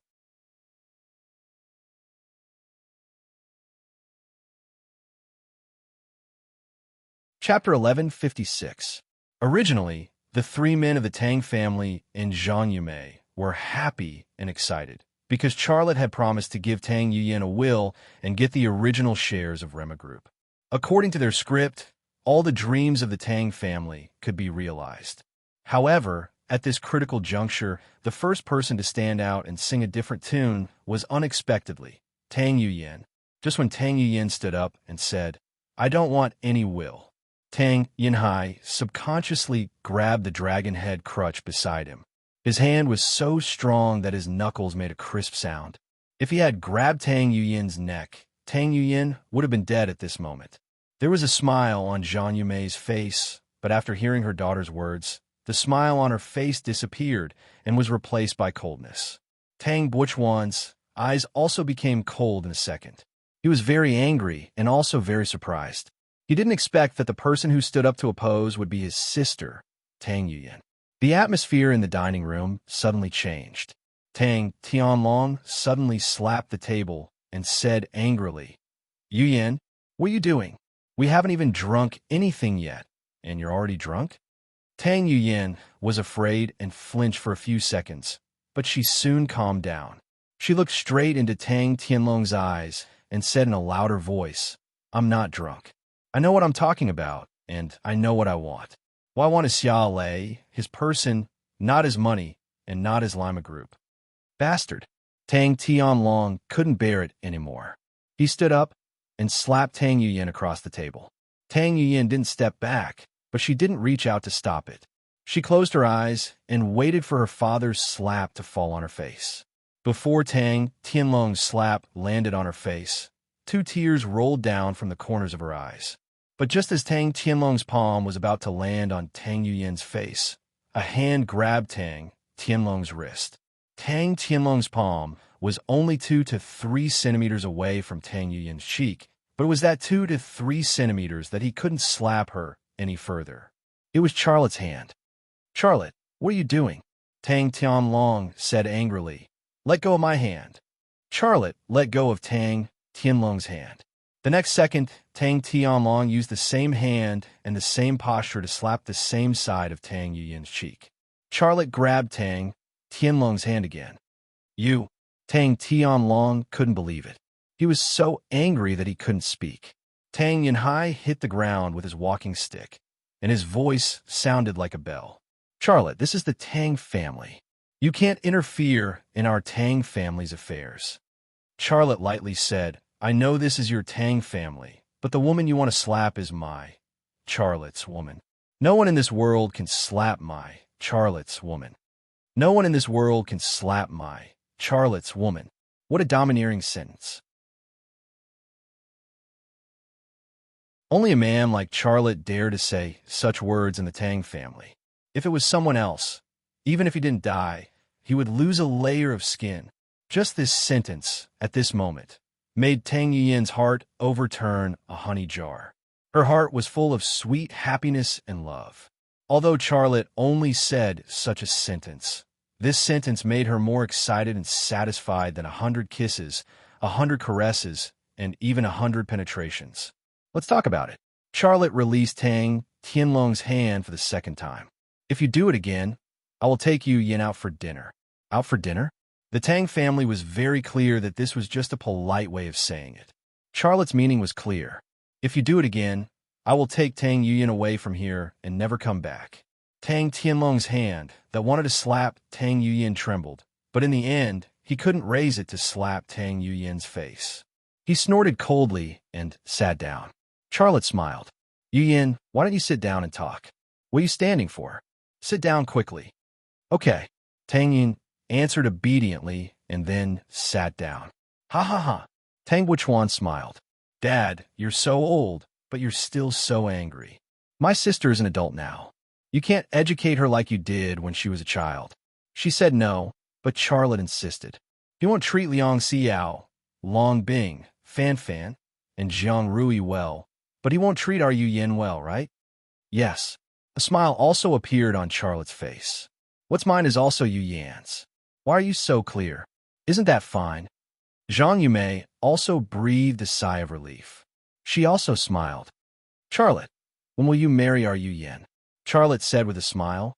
"What about now?" "Now?" Zhang Yumei was stunned. The 3 men of the Tang family were also very surprised. Charlotte said, "Didn't Grandpa take out the wedding wine for Yu Yan's wedding? Mom, you also made such a big table of good dishes. Why can't it be now?" The Tang family didn't say anything. They had their own plans. Tang Yuyan would definitely marry Charlotte, but not today, and they wouldn't be so hasty. However, Charlotte grabbed one of Tang Yuyan's soft hands, looked into her eyes, and said in a very gentle voice, "Yu Yin, will you marry me?" Tang Yuyan nodded heavily, and tears of happiness burst out of her eyes. She loved the man in front of her. She had been wounded on the battlefield of love, but now it was worth it to see those happy and painful memories. Charlotte smiled.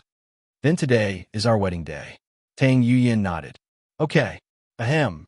Tang Wuchuan coughed and said, "Charlotte, you can't be so hasty, can you?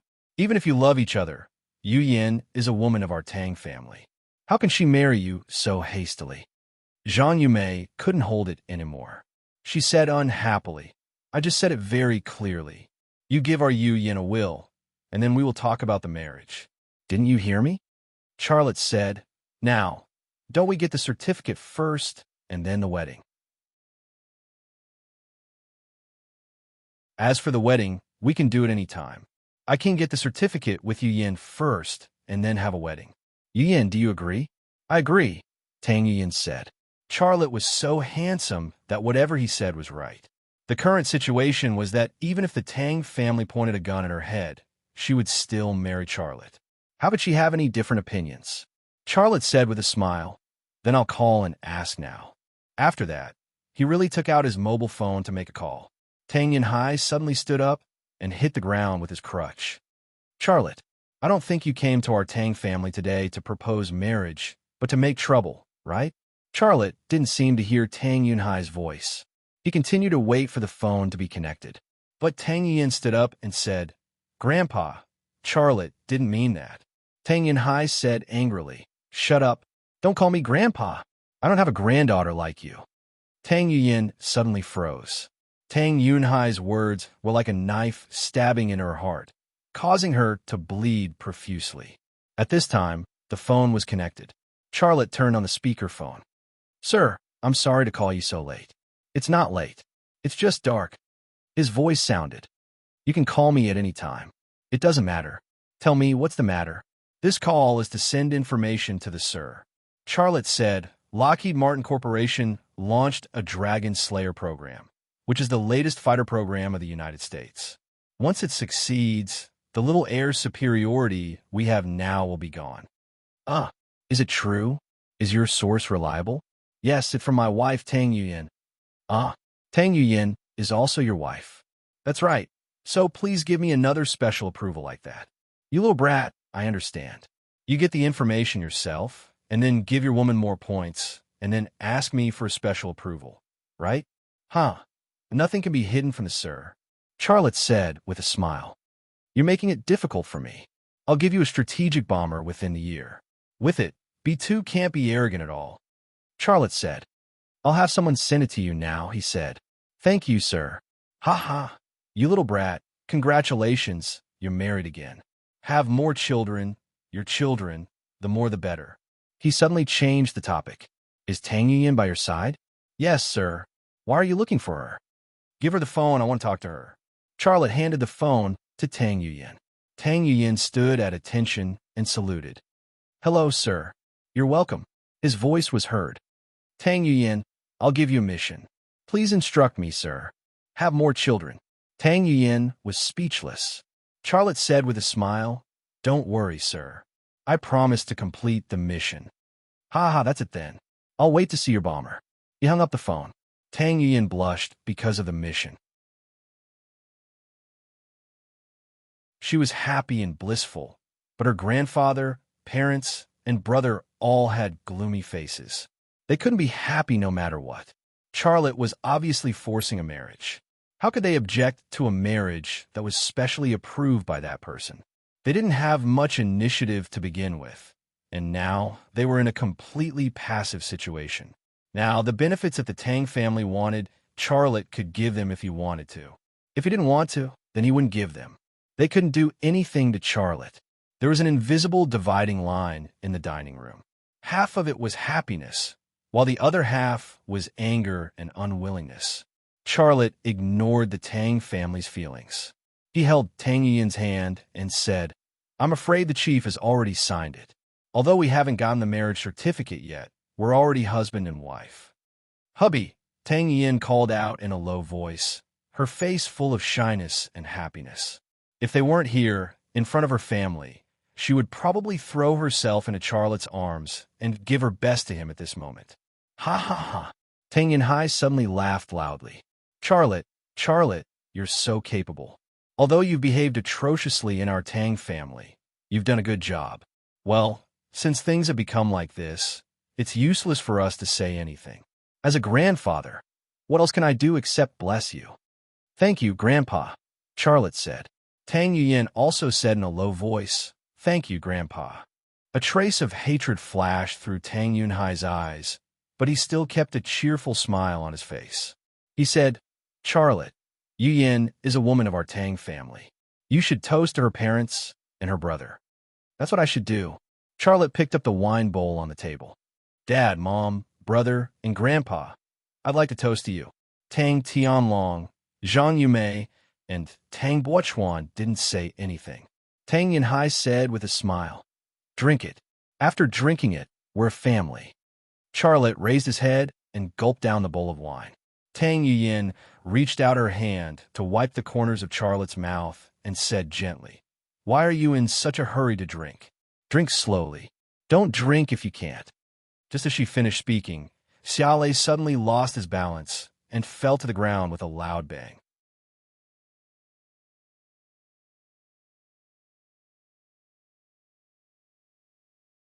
Chapter 11:57. Without any warning, Xiaolei collapsed without any hesitation. His fall was also very straightforward. Charlotte. Tang Yuyin threw herself at Charlotte, held him in her arms, and kept calling his name, trying to wake him up. Charlotte didn't respond at all. What did you do to him? Tang Yuyin's eyes were full of anger, and she roared at Tang Yunhai. That's enough. Tang Yunhai slammed his palm on the dining table. The bowls and plates on the dining table bounced, and then fell on the dining table with a clatter. Tang Yuyin was scared by Tang Yunhai, but only for a moment. Then she shouted crazily, "He's my husband! My husband! What do you want? What do you want?" Shameless. Tang Tianlong also slapped the table and stood up, looking angry. No woman in the Tang family has been like you for hundreds of years. Get out of my way. I won't. Tang Yin hugged Charlotte tighter. She was like a tigress who would bite anyone who dared to hurt Charlotte. Zhang Yumei said, Yin, you have to remember that you have the blood of the Tang family in your body. You should think about the interests of the Tang family. Tang Yin interrupted Zhang Yumei. Mom, if something bad happens to him again, I won't live either. You. Zhang Yumei was too angry to say anything. Tang Buchuan got up and walked around the table to Charlotte and Tang Yuyin. Go away. Don't go near him. Tang Yuyin shouted at Tang Buchuan. Tang Buchuan was stunned for a moment, but just for a second, he still walked over. Tang Yuyin stretched out her hand, pulled out the gun, and pointed it at Tang Buchuan. Tang Buchuan was shocked. You pointed a gun at me for him? I'm your brother. What a bastard. Tang Tianlong was furious. He walked towards Tang Yuyin and Charlotte with veins popping out on his forehead. Dad, don't force me, okay? I'm begging you. Tang Yuyin cried. She was really about to go crazy. Buchuan, Tianlong, sit down, Tang Yunhai said. Dad. Tang Tianlong was unwilling. Sit down, Tang Yunhai said angrily. Tang Buchuan and Tang Tianlong returned to their seats. Tang Yunhai's prestige in the Tang family was not to be disobeyed. Tang Yunhai walked towards Tang Yuyin and Charlotte from the head of the table. Tang Yuyin was still crying. Why? Why are you doing this to me? Why? Tang Yunhai said indifferently. How did I treat you? Your parents gave birth to you and raised you. The Tang family spent a lot of resources to help you become the director of 101 innings. Did the Tang family wrong you? Tang Yuyin wanted to defend herself, but she couldn't find the words to say. How could she forget about the Tang family's kindness of raising her? It was impossible. The blood that flowed through her body was indeed the blood of the Tang family. Don't worry. He just fainted. He'll be fine soon. Tang Yunhai came to Charlotte's side. Put the gun away. Who are you going to shoot? Everyone here is your family. Tang Yuyin bit her lip, and a trace of blood flowed out from between her teeth. Yes, who could she shoot with a gun? Her father? Her mother? Or her brother and grandfather? Let me check his pulse. Tang Yunhai squatted down and put his hand on Charlotte's neck. Tang Yuyin looked at Tang Yunhai warily, but he didn't do anything aggressive. The gun in her hand also fell down powerlessly. But when Tang Yuyin relaxed her vigilance, Tang Yunhai suddenly grabbed the necklace on Charlotte's neck and pulled it fiercely. The alloy necklace on Charlotte's neck fell off. He quickly retracted his hand and grabbed the alloy pendant before Tang Yuyin could grab it. Tang Yuyin's hand missed. She suddenly understood everything. So, you were after the AE capsule. Tang Yunhai suddenly waved his hand and slapped Tang Yuyin's face. Slap. A crisp sound was heard. Tang Yunhai's slap was very heavy. Tang Yuyin was slapped to the ground. Blood flowed out from the corner of her mouth, and a few finger marks appeared on her delicate skin. Tang Yunhai was still angry after beating Tang Yuyin up. He pointed his cane at Tang Yuyin, who was lying on the ground. You evil creature. My Tang family doesn't have a daughter like you. Get out of here. Tang Yuyin's world was falling apart. Tears streamed down her cheeks. Her beloved man was drugged by her family. She had a gun, but she couldn't protect her husband's interests. Her beloved man turned into a greedy beast in a blink of an eye. All of this was like a knife piercing her heart. Grandpa, Yuyin is also obsessed with love. Don't lower yourself to her level. She will understand. While speaking, Tang Buochuan winked at Tang Yinhai. Tang Yinhai threw the alloy necklace in his hand to Tang Buochuan. Tang Buochuan caught the alloy necklace, then opened the alloy pendant and took out a capsule hidden inside. Then he took out an ordinary medicine from his body and poured out the colorful capsules with different sizes and colors. He quickly found a similar one and put it into the alloy pendant. Tang Buochuan's plan was to replace the crown prince with a civet cat. After putting the capsule, Tang Buochuan threw the alloy necklace to Charlotte. Yin put that thing on him. Tang Yinhai said, after he wakes up, tell him that the wine is too strong and he's drunk. You may take him to your room, but only this time, and neither you nor he shall ever come back again. Yu Yin quickly apologized to Grandpa. Zhang Yumei said. Tang Yin was still curled up on the ground like a piece of wood, without any reaction. Nothing was more sad than a dead heart. What she felt at the moment was more painful than death. Tang Buochuan also came to persuade her. Yu Yin, you know the value of this thing. It can make our Tang family rise again. It can make us the most powerful family in the world. Do as Grandpa said. After he wakes up, tell him that he's drunk. Don't mention anything about the AE capsule. Later, if he finds out about it, you have to help us cover it. If you can't cover it up, you have to bear it. You're his woman. He won't do anything to you. Tang Yin was still curled up on the ground, motionlessly, tears falling silently. Oh, my silly daughter. Let me do it. Zhang Yumei walked over and put the alloy necklace on Charlotte's neck. Let's go. Let her calm down here alone. Tang Buochuan said. The dining room was empty all of a sudden, leaving only Charlotte lying on the ground and Tang Yuyin curled up on the ground.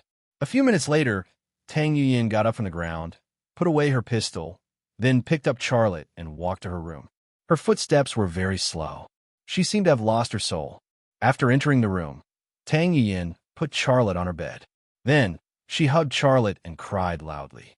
As she cried, she choked and said, I'm sorry. I should have thought of it. I shouldn't have brought you home. I'm sorry. Charlotte didn't respond at all. Wake up quickly. If you wake up, let's go get the medicine together. Tang Yuyin shook Charlotte's shoulders with all her might.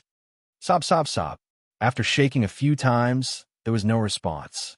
Tang Yuyin leaned on Charlotte's body and cried again. But at this moment, a hand quietly appeared on her perky buttocks, gently caressing it. Tang Yuyin suddenly froze. She suddenly propped up her upper body. Charlotte, who was under her, closed his eyes tightly and didn't wake up. She then turned around to look behind her, only to see Xia Lei's hand wantonly groping her perky buttocks. Just now, it was just a gentle rub. At this moment, it had turned into a grab and pinch.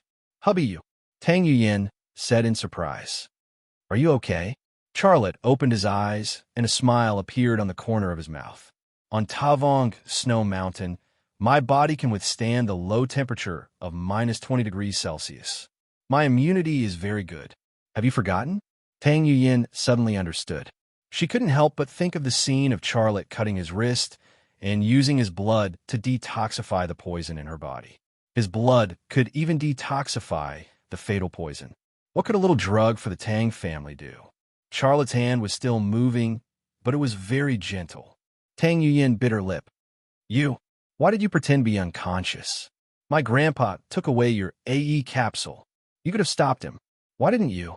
Charlotte smiled and said, if he likes it, he can take it. Treat it as a betrothal gift. Tang Yuyin was stunned for a moment. She was originally an extremely smart woman.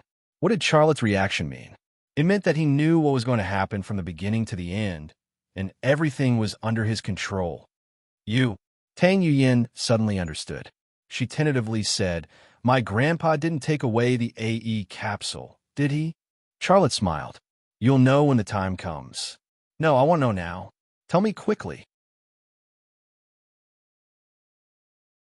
Xia Lei said, I know that you are a woman who values friendship and righteousness. They're your loved ones. It would be very difficult for you to personally say that you want to sever all ties with them. It would also be unfair to you. If you do it, others will curse you behind your back and say bad things about you. I don't want you to be unhappy, so I'll satisfy their wishes. Your grandpa has now expelled you from the family. It was him who suggested it. It has nothing to do with you. Isn't that good? Tang Yin's heart was touched, but she still smiled. This is not the answer I want. Tell me, did my grandpa take away the AE capsule? It's our news night now. Why do you have to ask such a question at this time? Let's do something else, okay? Charlotte's hands continued to play tricks. Tang Yin's eyes were full of desire, but she said, "You're so bad." Is that bad? Charlotte's both hands moved to Tang Yin's pert buttocks. A naughty smile appeared at the corner of his mouth. Do you want me to be more naughty? The hormones in Tang Yin's body suddenly increased crazily. Her eyes were also filled with excitement and desire. Even so, she shook her head. No, unless you tell me what's going on. Charlotte slapped Tang Yin's pert buttocks. Didn't I tell you? You'll know. What's the hurry? Tang Yin was actually no longer in a hurry. With Charlotte's style, if someone really took away his AE capsule, would he still be here flirting with her? She relaxed, but pretended to be pitiful. For you, I even got slapped by my grandpa. It still hurts. She added, and my heart hurts. Left or right? Both sides hurt.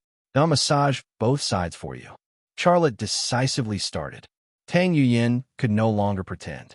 A minute later, she grabbed Charlotte's clothes and said in a trembling voice, "Hubby, I want to get pregnant. Give it to me." This was her wedding vows. Domineering, the two of them were entangled. Their clothes were flying, and so was their heart. Suddenly, footsteps came from outside the door.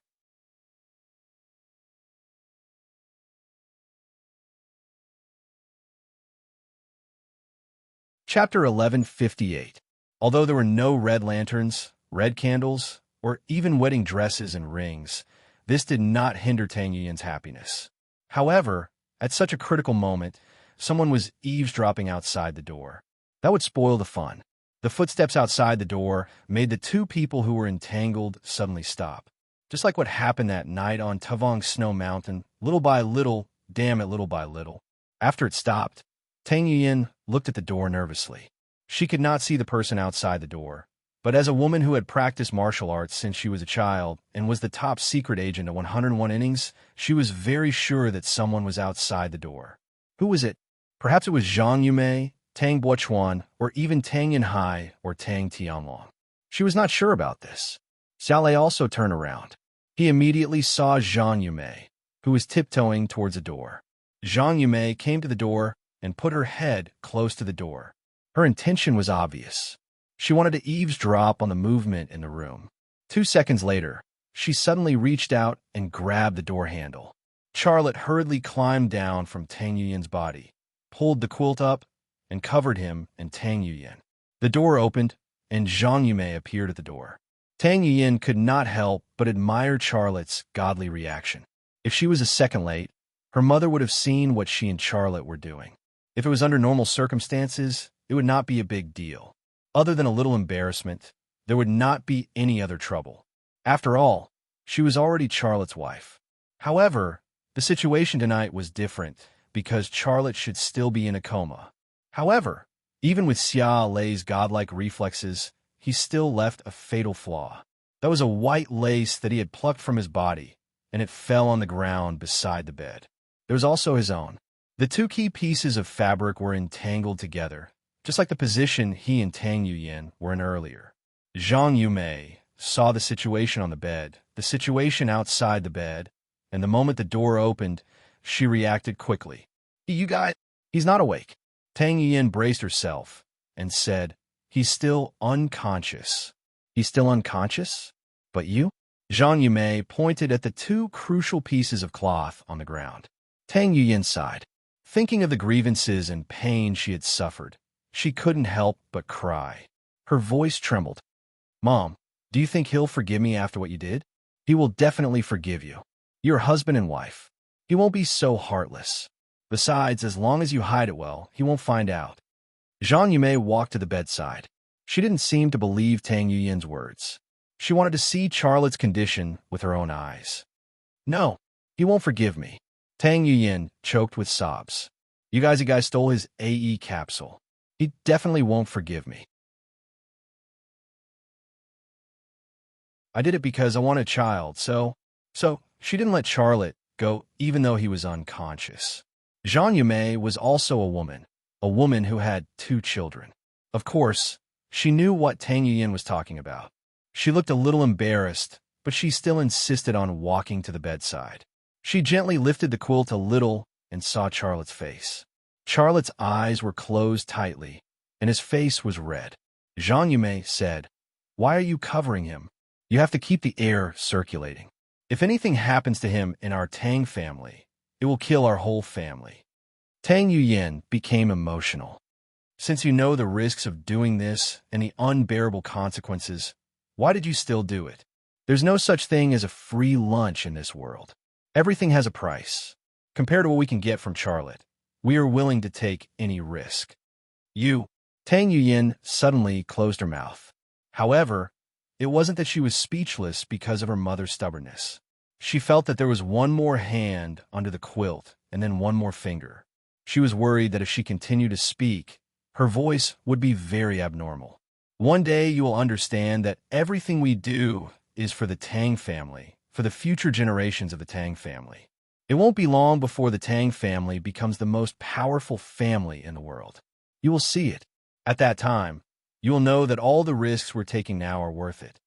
Yes, Tang Yin bit her cherry lips, and the expression on her face was also very strange. You understand? It's good that you understand. Zhang Yumei's face showed a trace of a smile. In a few days, you come back and kneel to your grandfather. Apologize to him. He will forgive you. And your father, you also apologize to your father. Yes. Tang Yuyin's mouth came out with a light snort, and her teeth bit her lips even harder. Well, do what you have to do. Your idea is good, and Charlotte's child is also what we want. Zhang Yumei suddenly thought of something. Is he okay like this? Get out. Tang Yuyin burst out. Okay, I'll go. Zhang Yumei turned to leave, but at the door, she looked back at Tang Yuyin and said, You have to get the will no matter what. You want your grandfather and father to forgive you. That thing is more important than anything. Tang Yuyin's tears flowed down again, but her expression was still so strange. Zhang Yumei sighed, left Tang Yuyin's room, and then closed the door.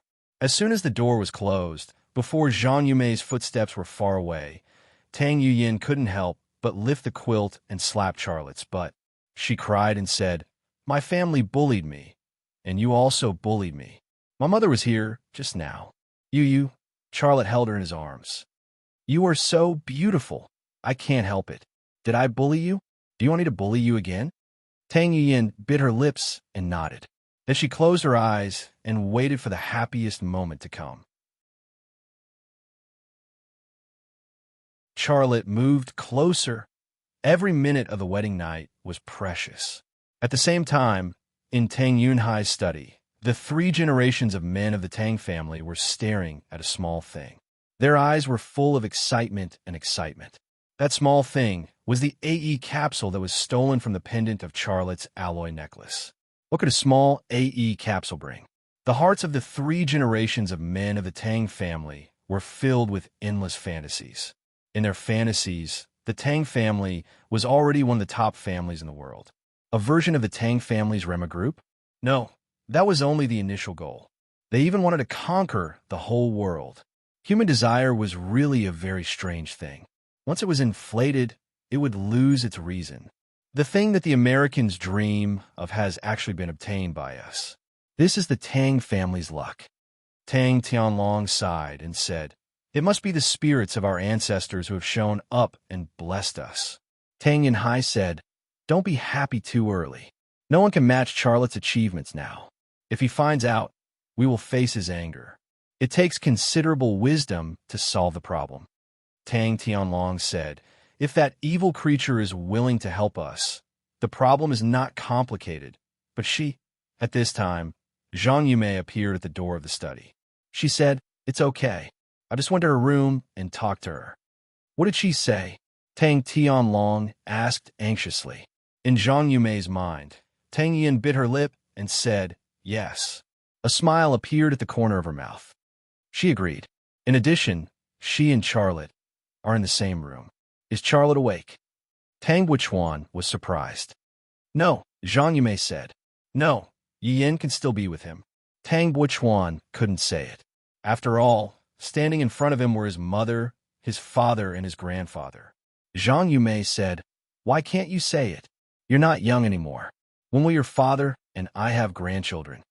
Tang Buchuan's eyes flashed with melancholy, but he didn't speak. He liked Long Bing, but Long Bing was now breastfeeding Charlotte's child. What was more hateful was that Charlotte not only married the woman he secretly loved, but also married his sister. Let's get down to business.